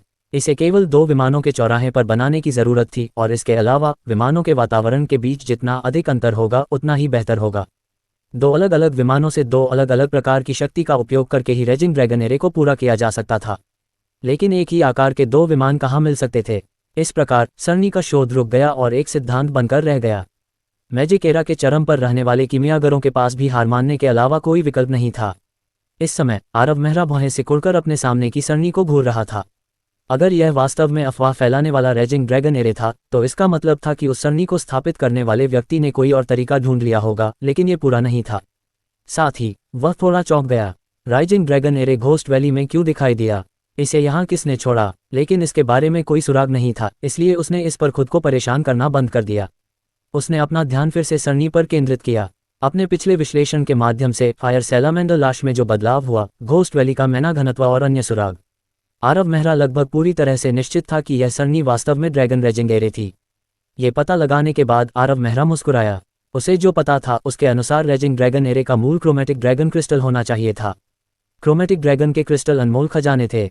उसने केवल क्षय हो रही लाइब्रेरी में इनमें से एक क्रिस्टल की तस्वीर देखी थी, लेकिन मैजिक एरा के शिखर पर कुछ पावरहाउस कभी भी एक का सामना नहीं कर पाए। चार्ल्स सम्राट द्वारा जीवन के सिंहासन को तोड़े जाने के बाद नोसेंट के सभी हिस्सों में फैले क्रोमेटिक ड्रैगन अज्ञात विमानों में भाग गए और केवल कुछ मिश्रित रक्त के वंशज ही बचे थे। जहां तक उनके मैना क्रिस्टल की बात है, वे सच्चे क्रोमेटिक ड्रैगन क्रिस्टल की तुलना में बहुत दूर थे। शुद्ध रक्त वाले क्रोमेटिक ड्रैगन वयस्क होने के बाद कम से कम स्वर्ग रैंक पर होंगे। उनके शरीर के भीतर मौजूद ड्रैगन क्रिस्टल कई स्वर्ग रैंक के मैना क्रिस्टल से भी अधिक कीमती थे। अगर आरव मेहरा इस ड्रैगन क्रिस्टल को प्राप्त कर सकता है और इसे डूम स्टाफ के लिए एक महत्वपूर्ण वृद्धि के रूप में उपयोग कर सकता है, तो यह डूम स्टाफ की शक्ति को दोगुना कर देगा और इसे mid rank true spirit magic tool बनने के लिए आगे बढ़ाएगा। आमतौर पर मैजिक टूल की उन्नति का मार्ग बहुत लंबा था। यही वजह है कि आरव मेहरा के लिए उन्नति का अवसर इतना लुभावना था और यह आगे बढ़ने जितना आसान नहीं था। उसने एक बार क्षयकारी पुस्तकालय में एक विधि देखी। यदि 5 प्रकार के क्रोमेटिक ड्रैगन क्रिस्टल एकत्र किए गए तो वे एक अत्यंत भयानक शक्ति प्रदर्शित करेंगे। लेकिन 5 प्रकार के क्रोमेटिक ड्रैगन क्रिस्टल एकत्र करना सरल नहीं था। इस तथ्य का उल्लेख नहीं करना कि शुद्ध रक्त वाले क्रोमेटिक ड्रैगन अब नोसेंट में मौजूद नहीं थे, उनकी शक्ति अकेले ही किसी को भी कांप सकती थी। स्वाभाविक रूप से कोई भी यह नहीं कह सकता था कि भविष्य में ऐसा अवसर दिखाई देगा या नहीं। अध्याय 458। केवल एक व्यक्ति डूम स्टाफ की शक्ति को दोगुना कर सकता है और इसे mid rank true spirit magic tool बनने के लिए आगे बढ़ा सकता है। आरव मेहरा को यह ड्रैगन क्रिस्टल प्राप्त करना था। डूम स्टाफ उसकी नज़र में 10,000 स्पेल व्हील से कम महत्वपूर्ण नहीं था। यह एक जादू का उपकरण था जिसमें असीम क्षमता थी और यह जितने ऑगमेंट्स को सहन कर सकता था, वह बुक ऑफ डेथ की तुलना में कहीं अधिक भयावह था। जब तक वह धीरे धीरे सभी ऑगमेंट्स को इकट्ठा करता रहेगा, इस जादू के उपकरण की शक्ति धीरे धीरे उजागर होती रहेगी और यह इतिहास का सबसे मजबूत ट्रू स्पिरिट मैजिक टूल बन जाएगा, यहाँ तक कि एक असाधारण जादू का उपकरण भी बन जाएगा। जल्द ही चुपचाप खुश हो रहे आरव मेहरा को कुछ गड़बड़ लगी। राइजिंग ड्रैगन एरे की संरचना सामान्य रूप से बेहद जटिल होनी चाहिए, यह इतनी सरल नहीं होनी चाहिए। इस प्रकार उसने आभा की किरण का अनुसरण करने के लिए अपने जादू के एरे को जगाया और धीरे धीरे पाया कि राइजिंग ड्रैगन एरे का अधिकांश भाग जमीन में था। इसके अलावा ये बहुत गहरा था, कम से कम 1 किलोमीटर नीचे। लानत है, इस खोज ने आरव मेहरा को भौंचक्का कर दिया और कोसने लगा। ये निश्चित रूप से परेशानी भरा था। हालांकि यह राइजिंग ड्रैगन एरे एक पीक ट्रू स्पिरिट एरे था, आरव मेहरा को इसे तोड़ने का पूरा भरोसा था जब तक वह इसकी संरचना का अध्ययन करता रहा। लेकिन उसे ड्रैगन क्रिस्टल पाने के लिए नीचे खुदाई करनी होगी, और उसके लिए अपने दम पर 1 किलोमीटर नीचे खुदाई करना बहुत यथार्थवादी नहीं था, इसलिए उसे प्लेन लीजन को बुलाना होगा। एकमात्र समस्या ये थी कि घोस्ट वैली पर मेहरा परिवार और थाविंग फायर ट्राइब दोनों ही विवाद कर रहे थे। थाविंग फायर ट्राइब उनके द्वारा की गई किसी भी हरकत का पता लगा लेगा। आरव मेहरा ने इसके बारे में सोचा और महसूस किया कि युद्ध अपरिहार्य था। अगर वह घोस्ट वैली पर पूरा नियंत्रण हासिल नहीं कर पाता तो वह राइजिंग ड्रैगन एरे को खोदकर उस ड्रैगन क्रिस्टल को प्राप्त नहीं कर पाता। उसके लिए उस क्रिस्टल को छोड़ना असंभव था। लेकिन दोपहर में जब वह थोर्न मेहरा के साथ था तो उसे जनजातियों से संबंधित कुछ मामलों की प्रारंभिक समझ थी। पूरे राइजिंग फ्लेम प्लेन में 13 जनजातियां थीं और थाविंग फायर जनजाति उनमें से एक थी। प्रत्येक जनजाति के पास गहरी विरासत और कई शक्तियां थीं। 13 जनजातियों के लिए एक महान आदिवासी प्रमुख था और विशेष परिस्थितियों में महान आदिवासी प्रमुख के पास सभी 13 जनजातियों को नियंत्रित करने की शक्ति होती थी। वह 13 शाखाओं में से सबसे शक्तिशाली व्यक्ति था। ऑकलैंड की प्रमुख सेनाएं कई सहस्राब्दियों से राइजिंग फ्लेम प्लेन पर लड़ रही थीं, और हालांकि उन्हें कई लाभ प्राप्त हुए, फिर भी वे उन 13 जनजातियों को कुछ नहीं कर सके। वास्तव में ऑकलैंड की सेनाएं इन जनजातियों से पीड़ित थीं, ठीक उसी तरह जैसे कि फ्लेम डेमन किले पर कब्जा करने वाले मेहरा परिवार। जब से उन्हें 300 साल पहले किला मिला था तब से उन पर नियमित अंतराल पर हमला किया जाता था और कई लोग मारे जाते थे। वर्षों से मेहरा परिवार ने धीरे धीरे थाविंग फायर जनजाति की शक्ति का पता लगाया। वे बहुत दुर्जय थे और 6 महान पैगंबरों में 5वीं रैंक के आर्कमेजियाओं से अधिक की शक्ति थी। जहां तक ट्राइबल चीफ की बात है, वह और भी अधिक शक्तिशाली था, लेकिन उनके नेता के रूप में अपनी पहचान के कारण वह शायद ही अपना चेहरा दिखाता था, इसलिए उसके बारे में बहुत कम जानकारी थी। अगर Aarav Mehra chromatic dragon crystal को खोजने के लिए प्लान लीजन का उपयोग करना चाहता था तो उसे पहले पिघलती हुई आग जनजाति को अलग करना होगा। लेकिन यह निश्चित रूप से आसान नहीं होगा। लेकिन उसे क्रोमेटिक क्रिस्टल हासिल करना था। यह आरव मेहरा के लिए एक बहुत ही कठिन समस्या थी। आखिरकार पिघलती हुई आग जनजाति अनगिनत वर्षों से राइजिंग फ्लेम प्लेन में रही थी और एक आसान प्रतिद्वंद्वी नहीं थी। ऐसा लग रहा था कि उसे इस समस्या पर धीरे धीरे विचार करना होगा। आरव मेहरा का इरादा बहुत लंबे समय तक घोस्ट वैली में रहने का नहीं था। अगर उसे पिघलती हुई आग जनजाति द्वारा खोजा गया तो वह परेशानी से बच नहीं पाएगा। इसके अलावा बहुत देर हो चुकी थी और अब भूत घाटी में और रुकने का कोई मतलब नहीं था। इसलिए उसने तीनों मेहरा और शियुबान को लिया और उसी रास्ते से वापस लौटा।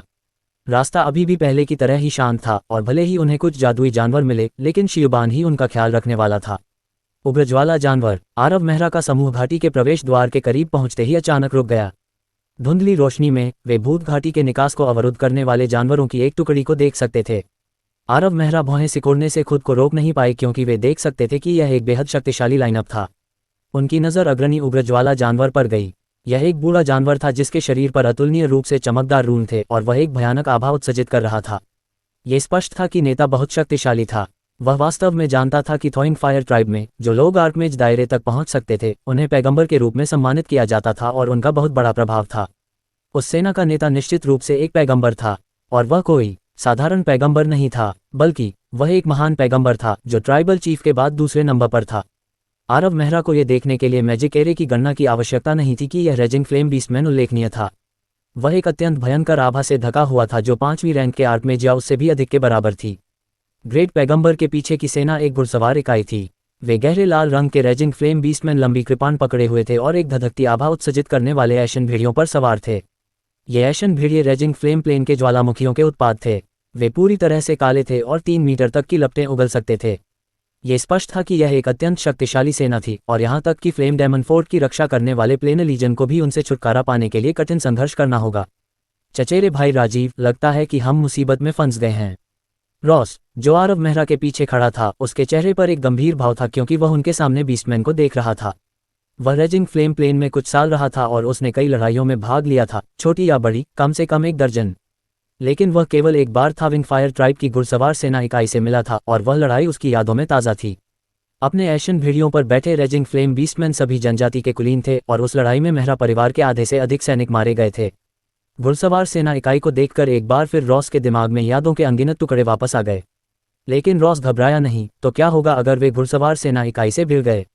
आखिरकार उसका सर्वशक्तिमान चचेरा भाई उसके सामने खड़ा था। हा, आरव मेहरा ने ठहाका लगाया और चुप रहा। अपने जादुई डंडे को दोनों हाथों से पकड़े हुए उसने दूसरी तरफ घुड़सवार सेना की टुकड़ी को देखा। रैगिंग फ्लेम बीस्टमैन ने पहले ही आरव मेहरा के समूह, विशेष रूप से उन घुड़सवारों के अस्तित्व का पता लगा लिया था और उन्होंने पहले ही सावधानी बरतते हुए घाटी से बाहर निकलने के रास्ते बंद कर दिए थे। ग्रेट प्रोफेट के बगल में एक बहुत ही युवा रैजिंग फ्लेम बीस्टमैन पहरा दे रहा था।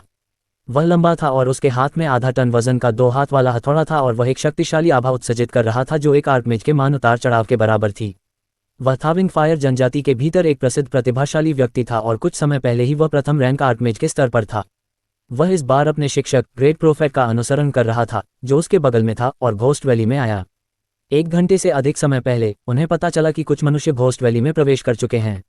उस जानकारी को प्राप्त करने के बाद उसने अपने शिक्षक के साथ एक स्क्वाड्रन लिया और भूत घाटी के निकास द्वार की रखवाली की और मनुष्यों के उस समूह को मारने की योजना बनाई। जब उसने भूत घाटी से मनुष्यों के उस समूह को निकलते देखा तो उसकी पुतलियां सिकुड़ गईं, जैसे कोई शिकारी अपने शिकार को ढूंढता है। उसके चेहरे पर एक बड़ी मुस्कान दिखाई दी। सच कहूं तो वह थोड़ा निराश था। उसने शुरू में सोचा था कि वह महत्वपूर्ण मनुष्यों को रोकने के लिए सेना भेजकर पुण्य का काम कर पाएगा, लेकिन उसने यह उम्मीद नहीं की थी कि यह केवल 5 युवा होंगे। हालांकि उनकी ताकत स्वीकार्य थी, लेकिन इस प्रतिभाशाली बीस्टमैन के लिए कोई भी मानव जादूगर जो आर्कमेज नहीं था बेकार था। शक्ति में बहुत बड़ा अंतर था, इसलिए उसे कोई कदम उठाने का भी मन नहीं हुआ। गुरु, ये सिर्फ कमजोरों का समूह है, इनमें कोई भी महत्वपूर्ण नहीं लगता। मुझे इनसे निपटने दो, निश्चिंत रहो। युवा उग्रज्वाला बीस्टमैन ने अपने शिक्षक को सम्मान के भाव से देखा और उत्तर की प्रतीक्षा में अपना सिर थोड़ा नीचे कर लिया। उसे स्पष्ट रूप से समझ में आ गया था कि उसके शिक्षक का पद बहुत ऊंचा था। वह जनजाति के 6 महान पैगंबरों में से एक था। उसकी शक्ति जनजाति प्रमुख से कम थी, इसलिए उसे निश्चित रूप से उन कमजोर मनुष्यों में कोई दिलचस्पी नहीं होगी। उसके शिक्षक को केवल उन दुर्लभ मानव शक्तियों में से किसी एक में ही दिलचस्पी होगी। हाँ, तुम उनका ख्याल रखना और जितनी जल्दी हो सके जनजाति में वापस लौट आना। महान पैगंबर ने गहरे लाल रंग का लबादा पहना हुआ था और भयावह मन उतार चढ़ाव उत्सर्जित कर रहा था। वह मंत्रमुग्ध होकर भूत घाटी की गहराई में देख रहा था, यहाँ तक कि कर्कश आवाज भी निकाल रहा था। स्पष्ट रूप से उसका ध्यान आरव मेहरा के समूह पर बिल्कुल भी नहीं था। कोई बात नहीं, उस युवा उग्र लॉ बीस्टमैन ने यास को एक ठंडी मुस्कान के साथ वापस झुकने से पहले सम्मानपूर्वक सिर हिलाया। उन्होंने अपना हाथ लहराया और एक अच्छी तरह से प्रशिक्षित और भव्य घुड़सवार सेना की टीम समान रूप से चली गई। जब उन्होंने आरव मेहरा के समूह पर आरोप लगाया तो उन्होंने अपने लंबे कृपाणों को बढ़ा दिया। यह एक घुड़सवार सेना का दस्ता था जो 50 उग्र लॉ बीस्टमैन द्वारा बनाया गया था। वे अभिजात वर्ग के बीच कुलीन थे और वे कई मीटर लंबे राख के भेड़िए जल्दी से अपनी शीर्ष गति तक पहुंच गए। सांवली रोशनी में केवल कुछ दर्जन छायाएं चमकती देखी जा सकती थीं। केवल भेड़ियों के पंजे की आवाज सुनी जा सकती थी। पीठ में युवा उग्र लॉ बीस्टमैन यास सब कुछ दिलचस्पी से देख रहा था। ये कुछ इंसान बहुत लापरवाह थे। रात में घोस्ट वैली में प्रवेश करना मौत के लिए पूछने से अलग नहीं था। यास को उस कुलीन घुड़सवार सेना पर पूरा भरोसा था जिसे उसने प्रशिक्षित किया था। इस छोटे से स्क्वाड्रन ने उसे अनगिनत दुश्मनों से निपटने में मदद की थी। मानव जादूगरों के उस समूह का भाग्य बहुत पहले ही तय हो चुका था। वे निश्चित रूप से भेड़ियों के पंजे के नीचे मर जाएंगे। यास ने अचानक देखा कि मानव जादूगरों के समूह ने चार्जिंग कैवेलरी पर प्रतिक्रिया नहीं की। वे गतिहीन रहे। हा, क्या तुम डरे हुए हो? यास के चेहरे पर एक उपहास दिखाई दिया। वह उस परिणाम से बहुत हैरान नहीं था। उस डरावनी गति से वे कमजोर मनुष्य कैसे भयभीत नहीं हो सकते? गड़गड़ाहट। जबकि यास को खुद पर गर्व हो रहा था, एक दुनिया हिलती हुई आवाज गूंज रही थी, उसकी निगाहों को आकर्षित कर रही थी। फिर उसने देखा कि एक चांदी का सिलहुट चमक रहा है। चौंकाने वाले मन में उतार चढ़ाव धीरे धीरे बढ़ा और उन कुलीन जानवरों पर मंत्रों की झड़ी लग गई। इन अभिजात वर्ग के पास मन की किरणों से छेदने और ठंडे लाशों में बदलने से पहले चीखने का भी समय नहीं था। अध्याय 459। मूल रूप से अच्छी तरह से प्रशिक्षित घुड़सवार सेना का दस्ता अराजकता में था। वे उस चांदी की छाया के पास जाने की हिम्मत नहीं कर पाए। ऐसा लग रहा था कि कोई भगवान उनके ठीक सामने खड़ा है। उस पल मौत की आभा ने उनके दिमाग को ढक लिया और इससे पहले कि वे कोई चीख भी निकाल पाते, एशन वॉल्व्स और रेजिंग फ्लेम बीस्टमैन का सफाया हो गया। वह चांदी की छाया वह कठपुतली थी जिसे आरव मेहरा ने उन कुछ दिनों के दौरान मेहरा फैमिली मैनर में मरम्मत की थी। हालांकि उस कठपुतली में कुछ घटक नहीं थे, लेकिन यह अत्यंत दुर्लभ भागों से बनी थी और जो शक्ति दिखाती थी उसे केवल भयानक ही कहा जा सकता था। विशेष रूप से जादू, जो 5वीं रैंक के आर्कमेज के बराबर शक्ति का निर्वहन करता था। इसके अलावा जादू में कोई कूलडाउन नहीं था। जब तक मन था, कठपुतली मंत्रों को फायर करती रह सकती थी। स्वाभाविक रूप से ये कठपुतली की संरचना से संबंधित था। साधारण कठपुतलियां ऐसे कारनामे करने में सक्षम नहीं होती, क्योंकि वे कोशिश करने पर ही टूट जाती। लेकिन आरव मेहरा की कठपुतली की युद्ध प्रणाली जादुई टॉवर से उस स्वर्ग कठपुतली के शरीर से आई थी। ये कहना कोई अतिशयोक्ति नहीं होगी कि यह एक उच्च श्रेणी की युद्ध प्रणाली थी। रेजिंग फ्लेम बीस्टमैन के घुड़सवार दस्ते से निपटने के लिए स्वर्ग कठपुतली का उपयोग करना अखरोट को तोड़ने के लिए हथौड़े का उपयोग करने जैसा था। क्या यास, युवा रेजिंग फ्लेम बीस्टमैन अचानक पीला पड़ गया। वह पूरी तरह से अवाक था। उसकी निगाहें उस चांदी की छाया पर टिकी हुई थीं और उसकी मुट्ठियां भींची हुई थीं। उस छाया के प्रकट होने के मात्र 30 सेकंड बाद उसके कुलीन घुड़सवार दस्ते में कुछ भी नहीं बचा था। ये कैसे हो सकता है? यास दंग रह गया। उसने ऐसे परिणाम की उम्मीद ही नहीं की थी। उस चांदी की आकृति के प्रकट होने से पहले वह बस यही सोच सकता था कि ये मनुष्य मरने के बाद कैसे दिखेंगे। लेकिन अब वे अभी भी वहीं सुरक्षित खड़े थे जबकि उसके अधीनस्थों का सफाया हो रहा था। हम्फ, यास ने भौहें सिकुड़ी। क्रोध उसके दिल पर छा गया। उसके हाथ उसके भारी 2 हाथ वाले हथौड़े के हैंडल पर कस गए और उसके शरीर से एक चौंकाने वाली आभा फैल गई। शुरू में वह खुद को तुच्छ मनुष्यों के खिलाफ कदम उठाने के लिए खुद से नीचे महसूस करता था, लेकिन ऐसा लग रहा था कि अब उसे ऐसा करना होगा। यास, तुम उनके मुकाबले में नहीं हो, मुझे इसका ख्याल रखने दो, उसके शिक्षक ने कर्कश आवाज में उसके बगल में कहा। यह सुनकर यास स्तब्ध रह गया और उसने अविश्वास में अपने शिक्षक की ओर देखा। ये कैसे हो सकता है? आखिरकार वह पिघलती आग जनजाति की सबसे अच्छी प्रतिभाओं में से एक था, इतनी कम उम्र में पैगंबर बन गया। रेजिंग फ्लेम प्लेन की सभी 13 जनजातियों में से भी बहुत कम युवा उसकी बराबरी कर सकते थे। लेकिन अब उसके शिक्षक ने कहा कि वह जादूगरों के उस समूह को हराने के लिए पर्याप्त मजबूत नहीं था। इससे यास को घुटन महसूस हुई। अगर कोई और उससे ये कहता तो वह निश्चित रूप से गुस्से से भर जाता। आखिरकार वह हमेशा सर्वश्रेष्ठ में सर्वश्रेष्ठ, एक दुर्लभ प्रतिभा था।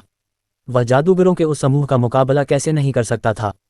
यह एक मजाक था। उस समूह में कोई महापुरुष भी नहीं था। लेकिन वह गुस्सा होने की हिम्मत नहीं कर पाया क्योंकि ये शब्द कहने वाला उसका शिक्षक था। हालांकि उसने कुछ नहीं कहा, लेकिन वह स्पष्ट रूप से असंतुष्ट दिख रहा था। यास, मुझे पता है कि तुम इसे स्वीकार करने के लिए तैयार नहीं हो, लेकिन ये सच है। लाजार्ट ने अपने शिष्य पर एक नज़र डाली। उस वृद्ध चेहरे पर एक दुर्लभ मुस्कान दिखाई दी। वह यास के चरित्र को स्पष्ट रूप से समझता था। वह पिछले 1 दशक से लाजार्ट का अनुसरण कर रहा था और हमेशा बेहद उच्च योग्यताएं दिखाता था।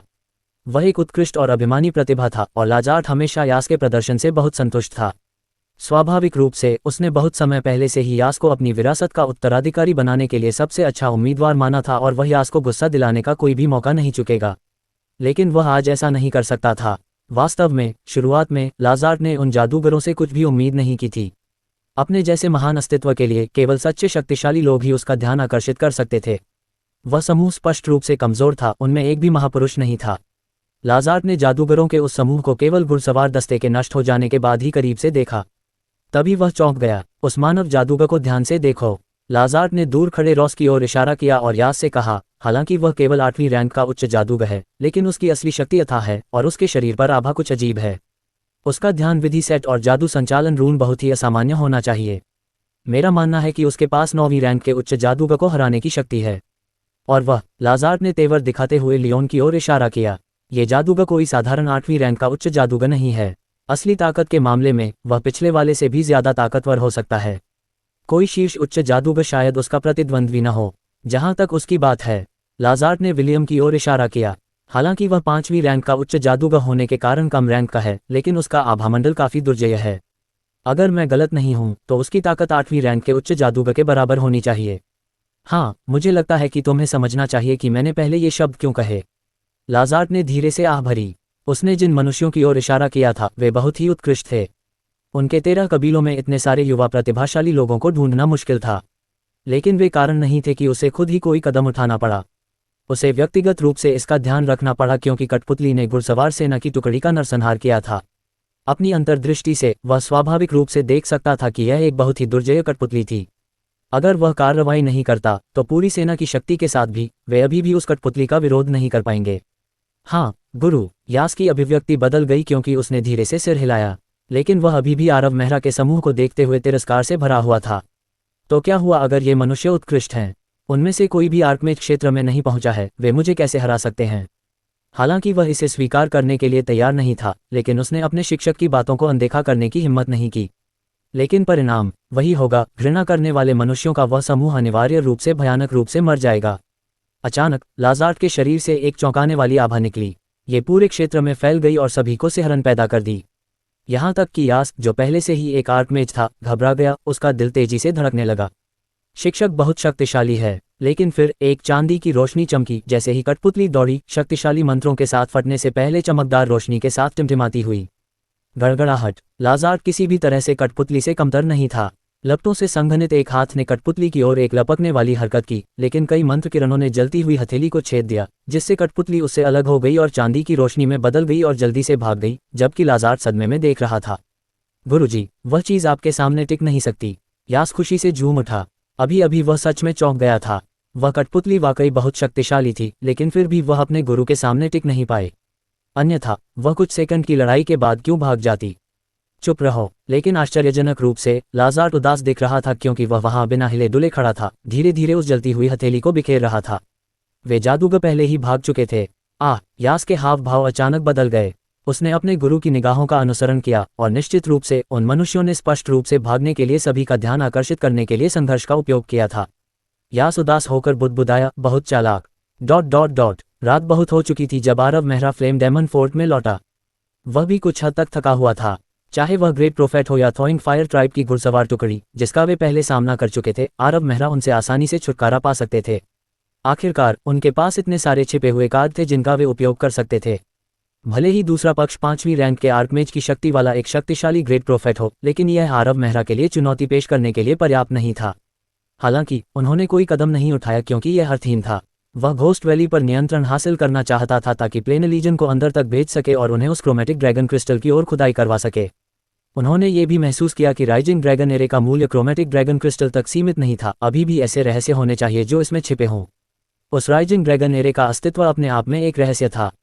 हालांकि ये तभी हो सकता था जब वह थॉइंग फायर ट्राइब को खत्म कर दे। हालांकि वह जिस महान पैगंबर से मिला था वह कमजोर नहीं था, लेकिन आरव मेहरा जो जानता था उसके आधार पर वह महान पैगंबर 6 में से सबसे कमजोर होना चाहिए। उसे मारना निरर्थक होगा और इसके बजाय पिघलती आग जनजाति का ध्यान आकर्षित करेगा। इस समय आरव मेहरा अपने रहने के क्वार्टर में बैठा था, सोने में दिलचस्पी नहीं रखता था। उसका दिमाग घोस्ट वैली और पिघलती आग जनजाति से जुड़े मुद्दों से भरा हुआ था। उसकी सर्वोच्च प्राथमिकता पिघलती आग जनजाति को खत्म करना था, और वह देरी नहीं कर सकता था। वह रेजिंग फ्लेम प्लेन में प्लान लीजन कमांडर की स्थिति के साथ आया था, और उसका असली लक्ष्य मेहरा परिवार के पूर्वज द्वारा छोड़े गए खंडहर की तलाश करना था, इसलिए उसके पास बर्बाद करने के लिए बहुत समय नहीं था। पिघलती आग जनजाति को खत्म करना उसकी सबसे कठिन समस्या थी। फ्लेम डेमन फोर्ट में तैनात प्लान लीजन में 2000 से ज्यादा लोग थे, जो सभी ग्रेट मैच दायरे में या उससे ऊपर थे। लगभग 300 हाई मैच और 10 से कुछ कम आर्क मैच थे। लेकिन ये काफी नहीं था। आखिरकार थॉइंग फायर ट्राइब अनगिनत सालों से रेजिंग फ्लेम प्लेन में मौजूद था। इसकी नींव बेहद मजबूत थी, और जनजाति के 6 महान पैगंबर कम से कम 5वीं रैंक के आर्कमेज थे। सिर्फ ये महान पैगंबर ही उसे सिरदर्द देने के लिए काफी थे। रहस्यमय ट्राइबल चीफ का तो कहना ही क्या। अध्याय 460। हालांकि थॉइंग फायर ट्राइब को पूरी तरह से नष्ट करने के लाभों को शब्दों में बयां करना मुश्किल है। वह ड्रैगन क्रिस्टल प्राप्त करने में सक्षम होगा और राइजिंग ड्रैगन एरे के रहस्य का भी पता लगाएगा। इसके अलावा फ्लेम डेमन फोर्ट को अब रेजिंग फ्लेम बीस्टमैन के खतरे का सामना नहीं करना पड़ेगा, और इसके सैनिकों को अन्य लड़ाइयों में भाग लेने के लिए स्थानांतरित किया जा सकता है। सबसे महत्वपूर्ण हिस्सा घोस्ट वैली का मेहरा परिवार के हाथों में पड़ना था। वे बड़ी संख्या में युवा जादूगरों को घोस्ट वैली में भेजेंगे, और उनकी वृद्धि दर बेहद भयावह होगी। इस प्रकार सिर्फ घोस्ट वैली ही मेहरा परिवार को ताज़ा रक्त की अंतहीन आपूर्ति प्रदान करेगी। घोस्ट वैली किसी भी बड़ी ताकत के लिए बेहद आकर्षक थी। अगर इसे प्राप्त करने का कोई तरीका होता तो पैतृक भूमि के वे लोग निश्चित रूप से मना नहीं करते, भले ही ये थोड़ा जोखिम भरा हो। हालांकि इनाम उदार था, लेकिन उनके सामने सबसे बड़ी समस्या ये थी कि हम थॉइंग फायर ट्राइब को कैसे खत्म कर सकते हैं। स्पष्ट रूप से मेहरा परिवार के फ्लेम डेमन फोर्ट पर वर्तमान में मौजूद बल के साथ थॉइंग फायर ट्राइब जैसे विशालकाय को खत्म करना बहुत मुश्किल होगा। इस समय आरव मेहरा ने रेजिंग फ्लेम प्लेन का एक नक्शा निकाला, जिस पर हर प्रमुख बल को चिन्हित किया गया था। ये मेहरा फैमिली मैनर से आया था, और नक्शे से उसने जल्दी से क्लाउड टॉवर द्वारा नियंत्रित किलों की खोज की। यदि वह मेहरा परिवार की शक्ति के साथ क्लाउड टॉवर का समर्थन प्राप्त कर सकता है, तो थॉइंग फायर ट्राइब से निपटना कोई समस्या नहीं होगी। वास्तव में आरव मेहरा को लगा कि स्टार सेज जोई के साथ अपनी दोस्ती का उपयोग करके पारस्परिक रूप से लाभकारी सहयोग की पेशकश करके क्लाउड टॉवर निश्चित रूप से मना नहीं करेगा। लेकिन फिर उसे पता चला कि क्लाउड टॉवर की मदद लेने से काम नहीं चलेगा। क्लाउड टॉवर द्वारा नियंत्रित कुछ किले नक्शे पर फ्लेम डेमन फोर्ट से बहुत दूर थे। उनके सैनिकों को आगे पीछे करने में 10 दिन से अधिक समय लगेगा, और यदि उनकी मुख्य सेना बहुत लंबे समय तक दूर रही तो वे अन्य बीस्टमैन जनजाति को अवसर दे रहे होंगे। क्लाउड टॉवर के लिए मदद करना निश्चित रूप से मुश्किल होगा। आरव मेहरा ने कड़वाहट से मुस्कुराने से पहले आह भरी। पिघलती आग जनजाति निश्चित रूप से एक बड़ी समस्या थी। सभी कोनों से इस पर विचार करने के बाद वह कोई समाधान नहीं खोज पाया। लेकिन एक नज़र में उसने ब्लैक टॉवर द्वारा नियंत्रित डार्क मून फोर्ट को देखा। थोर्न ने पहले ही उसे फ्लेम डेमन फोर्ट की परिधि में प्रमुख बलों के बारे में स्पष्टीकरण दे दिया था। उस समय उन्होंने डार्क मून फोर्ट पर जोर देते हुए कहा था कि dark moon fort flame demon fort से छोटा नहीं था और ब्लैक टॉवर द्वारा नियंत्रित बड़े पैमाने के किलों में से एक था। ये फ्लेम डेमन फोर्ट से लगभग 100 किलोमीटर दक्षिण में स्थित था। मेहरा परिवार हमेशा से ही थाविंग फायर ट्राइब और डार्क मून फोर्ट को आसपास की सबसे खतरनाक ताकतों में से एक मानता था और शायद ही कभी डार्क मून फोर्ट से संपर्क करता था। लेकिन अब आरव मेहरा को लगा कि वह अपने उद्देश्य को प्राप्त करने के लिए डार्क मून फोर्ट में ब्लैक टॉवर की शक्ति का उपयोग कर सकता है। वह तरीका संभव लग रहा था। थॉर्न के परिचय के अनुसार dark moon fort raging flame plane में ब्लैक टॉवर के सबसे महत्वपूर्ण किलों में से एक था। डार्क मून फोर्ट में तैनात बल काफी दुर्जय था और यहां तक कि फ्लेम डेमन फोर्ट के भीतर प्लेन लीजन के बराबर था, शायद थोड़ा मजबूत भी। लेकिन ईमानदारी से कहूं तो आरव मेहरा की ब्लैक टॉवर के बारे में अच्छी राय नहीं थी। वह ब्लैक टॉवर के कुछ लोगों के संपर्क में आया था, जैसे हरमन, सोलन और वीस, और हर बार वह उन लोगों के साथ संघर्ष में आ जाता था। ब्लैक टॉवर का अलग थलग चेयरमैन हेरेन भी था। मैजिक हैंड की सभा में वे एक असहमति पर पहुंच गए और हारेन ने आर्कमेज कावे का उपयोग करके आरव मेहरा के मैजिक हैंड में शामिल होने का विरोध किया, जिसके बाद एक सुखद लेनदेन हुआ। उस बातचीत के माध्यम से आरव मेहरा को पता चला कि हारेन एक ऐसा व्यक्ति था जो लाभों को महत्व देता था। यदि वह ब्लैक टॉवर के साथ मिलकर थाविंग फायर ट्राइब को खत्म करने का फैसला करता है तो ब्लैक टॉवर घोस्ट वैली का एक हिस्सा बन सकता है। आरव मेहरा उस परिणाम को स्वीकार कर सकता था। आखिरकार उसे क्रोमेटिक ड्रैगन क्रिस्टल और राइजिंग ड्रैगन एरे की अधिक परवाह थी। नक्शा दूर रखने के बाद आरव मेहरा सो गया और आखिरकार भोर होने पर जाग गया। फिर वह तुरंत फ्लेम डेमन फोर्ट से निकलकर डार्क मून फोर्ट चला गया। 100 किलोमीटर पार करना उसके जैसे शक्तिशाली व्यक्ति के लिए बहुत बड़ी बात नहीं थी। उसे डार्क मून फोर्ट तक पहुंचने में केवल आधा घंटा लगा। ब्लैक टॉवर के एक जादूगर की अगुवाई में वह जल्दी से डार्क मून फोर्ट में प्रवेश कर गया और उसे एक विशाल और उज्ज्वल स्वागत कक्ष में ले जाया गया। उस समय आरव मेहरा की मैजिक एरे ने कई शक्तिशाली आभाओं को पकड़ा। यह आरव मेहरा को आश्चर्यचकित किए बिना नहीं रह सका, क्योंकि उसने आर्कमेज दायरे से ऊपर की शक्ति वाले 10 से अधिक लोगों का पता लगाया। इसके अलावा ये रेजिंग फ्लेम प्लेन में ब्लैक टॉवर के कई किलों में से सिर्फ एक था। ब्लैक टॉवर एंडलूसा की 2 प्रमुख जादूगर सेनाओं में से एक था। इसकी वास्तव में एक गहरी नींव थी। जब आरव मेहरा पहली बार रिसेप्शन रूम में दाखिल हुए तो उन्होंने एक कर्कश आवाज सुनी और फिर एक पुराने परिचित को पहचान लिया। मुस्कुराते हुए उन्होंने अपना गाल खुजलाया। सर वीस, मुझे वाकई उम्मीद नहीं थी कि हम इतनी जल्दी फिर से मिलेंगे। हाँ, ये हाई मैज मेहरा निकला। वीस एक तटस्थ भाव दिखाना चाहते थे, लेकिन वह वास्तव में शांत नहीं हो पा रहे थे। उन्होंने अभी अभी एक रिपोर्ट सुनी थी जिसमें कहा गया था कि फ्लेम डेमन फोर्ट में तैनात मेहरा परिवार का एक सदस्य उनसे मिलने आया था। पिछले कुछ सालों में पड़ोसी फ्लेम डेमन फोर्ट और डार्क मून फोर्ट के बीच संपर्क बेहद कम था। मेहरा परिवार के किसी सदस्य के आने की बात सुनकर वीस को एहसास हुआ कि यह एक महत्वपूर्ण मामला हो सकता है और इसलिए एक सम्मानित प्रतिनिधि के रूप में वह व्यक्तिगत रूप से कुछ सम्मान दिखाने के लिए रिसेप्शन रूम में प्रतीक्षा कर रहा था। लेकिन उसने वास्तव में उम्मीद नहीं की थी कि आने वाला व्यक्ति राजीव मेहरा होगा। वह पानी पी रहा था जब उसने उस परिचित चेहरे को देखा और लगभग अपने पे पर घुट गया। हालांकि उसने घुटन से बचा लिया, फिर भी उसने कप तोड़ दिया। Rajiv Mehra raging flame plane में कैसे हो सकता है? वह डार्क मून फोर्ट में क्यों आया? वीस के दिमाग में अनगिनत सवाल उठे। वह वास्तव में समझ नहीं पा रहा था कि वह युवा जादूगर जो कुछ महीने पहले उससे मिला था अचानक अब उसके सामने क्यों आ गया। ये तो बताने की जरूरत नहीं है कि उस युवा जादूगर द्वारा एक मरे हुए घुड़सवार, एक लिच और एक विशाल कंकाल को मारने के दृश्य, वे सभी उसके दिमाग में जीवंत हो गए। और सबसे भयावह हिस्सा वह शक्ति थी जो युवा जादूगर ने जादू के टॉवर की सबसे निचली मंजिल में विस्फोट करके निकाली, जिससे वह थोड़े समय के लिए स्वर्ग के जादूगर बेयस की आत्मा से मुकाबला कर सका। जैसा कि वीस को याद है, वह युवा जादूगर बहुत डरावना था। स्वाभाविक रूप से एक बात थी जो वीस के दिमाग में अटकी हुई थी। ये तब था जब उसने लाइन कैनियन में युवा जादूगर के खिलाफ बेरहमी से कदम उठाया था। यही कारण था कि युवा जादूगर का सामना करते समय वीस बेचैन महसूस करता था। हालांकि जब उसे याद आया कि यह ब्लैक टॉवर द्वारा नियंत्रित डार्क मून किला था तो वीस ने अपना संयम वापस पा लिया। कुछ महीने पहले डार्क एजियोर प्लेन में एक लड़ाई को समाप्त करने के बाद वीस को रेजिंग फ्लेम प्लेन में भेज दिया गया था। लेकिन डार्क एजियोर प्लेन से ब्लैक टॉवर लौटने के बाद वीस ने तुलान पर्वत श्रृंखला की गहराई में छिपी विरासत के बारे में सोचा और सोलन को अपने साथ वहां ले गया। हालांकि परिणाम काफी बुरा था, लेकिन वह सौभाग्य से सुरक्षित वापस लौट आया और तुरंत रेजिंग फ्लेम प्लेन की ओर भागा। रेजिंग फ्लेम प्लेन में आने के बाद से ये तीसरा दिन था। अरे, मैं वास्तव में उससे फिर से मिला। युवा जादूगर का सामना करते समय भी उसके दिमाग में बेतुके विचार कौन थे? यह आदमी खास तौर पर मुझसे निपटने के लिए नहीं आया होगा, है न? इसकी संभावना बहुत कम है। हालांकि वह अविश्वसनीय रूप से शक्तिशाली है, लेकिन यह ब्लैक टॉवर का क्षेत्र है जिसमें कई ताकतें हैं। इस जगह पर परेशानी पैदा करने से पहले किसी को स्वर्ग रैंक पर होना चाहिए। वह युवा जादूगर नहीं है, जिसका मतलब है कि उसे मेरे लिए नहीं आना चाहिए था। ये सोचकर वीस धीरे धीरे शांत हो गया। किसने सोचा होगा कि वह ब्लैक टॉवर का प्रतिनिधि, इतना घमंडी और अलग थलग रहने वाला, वास्तव में एक युवा जादूगर से इतना डरेगा। शायद केवल वीस ही समझ सकता था कि इस युवा जादूगर में वास्तव में उसे डराने की योग्यता थी। एक बार जब आरव मेहरा बैठ गए और रिसेप्शन रूम में सिर्फ वे और वेस रह गए, तो वेस ने सावधानी से कहा, हाय मैज मेहरा, आप इस बार मेहरा परिवार के सदस्य के तौर पर अपनी हैसियत का इस्तेमाल करके आए हैं। ठीक है। आरव मेहरा ने धीरे से अपना पानी का प्याला नीचे रखा और वेस की तरफ मुस्कुराए। सर वेस, मैं मेहरा परिवार के लिए आया हूँ। मेहरा परिवार के प्लेनर लीजन कमांडर के तौर पर मैं ब्लैक टॉवर के साथ सहयोग करना चाहता हूँ। Planar legion commander? वेस चौंक गए। ऐसा नहीं था कि उन्हें इस पर यकीन नहीं हुआ, बल्कि यह खबर बहुत चौंकाने वाली थी। आखिर यह युवा कितना बुरा था। वह मुश्किल से 20 साल का था, फिर भी मेहरा परिवार ने उसे भारी जिम्मेदारियां सौंपी थीं। मेहरा परिवार की सेनाएं एक युवा जादूगर के हाथों में थीं। इसका मतलब था कि राजीव का प्रभाव ब्लैक टॉवर के प्रतिनिधि के तौर पर उनकी अपनी हैसियत से जरा भी कम नहीं था।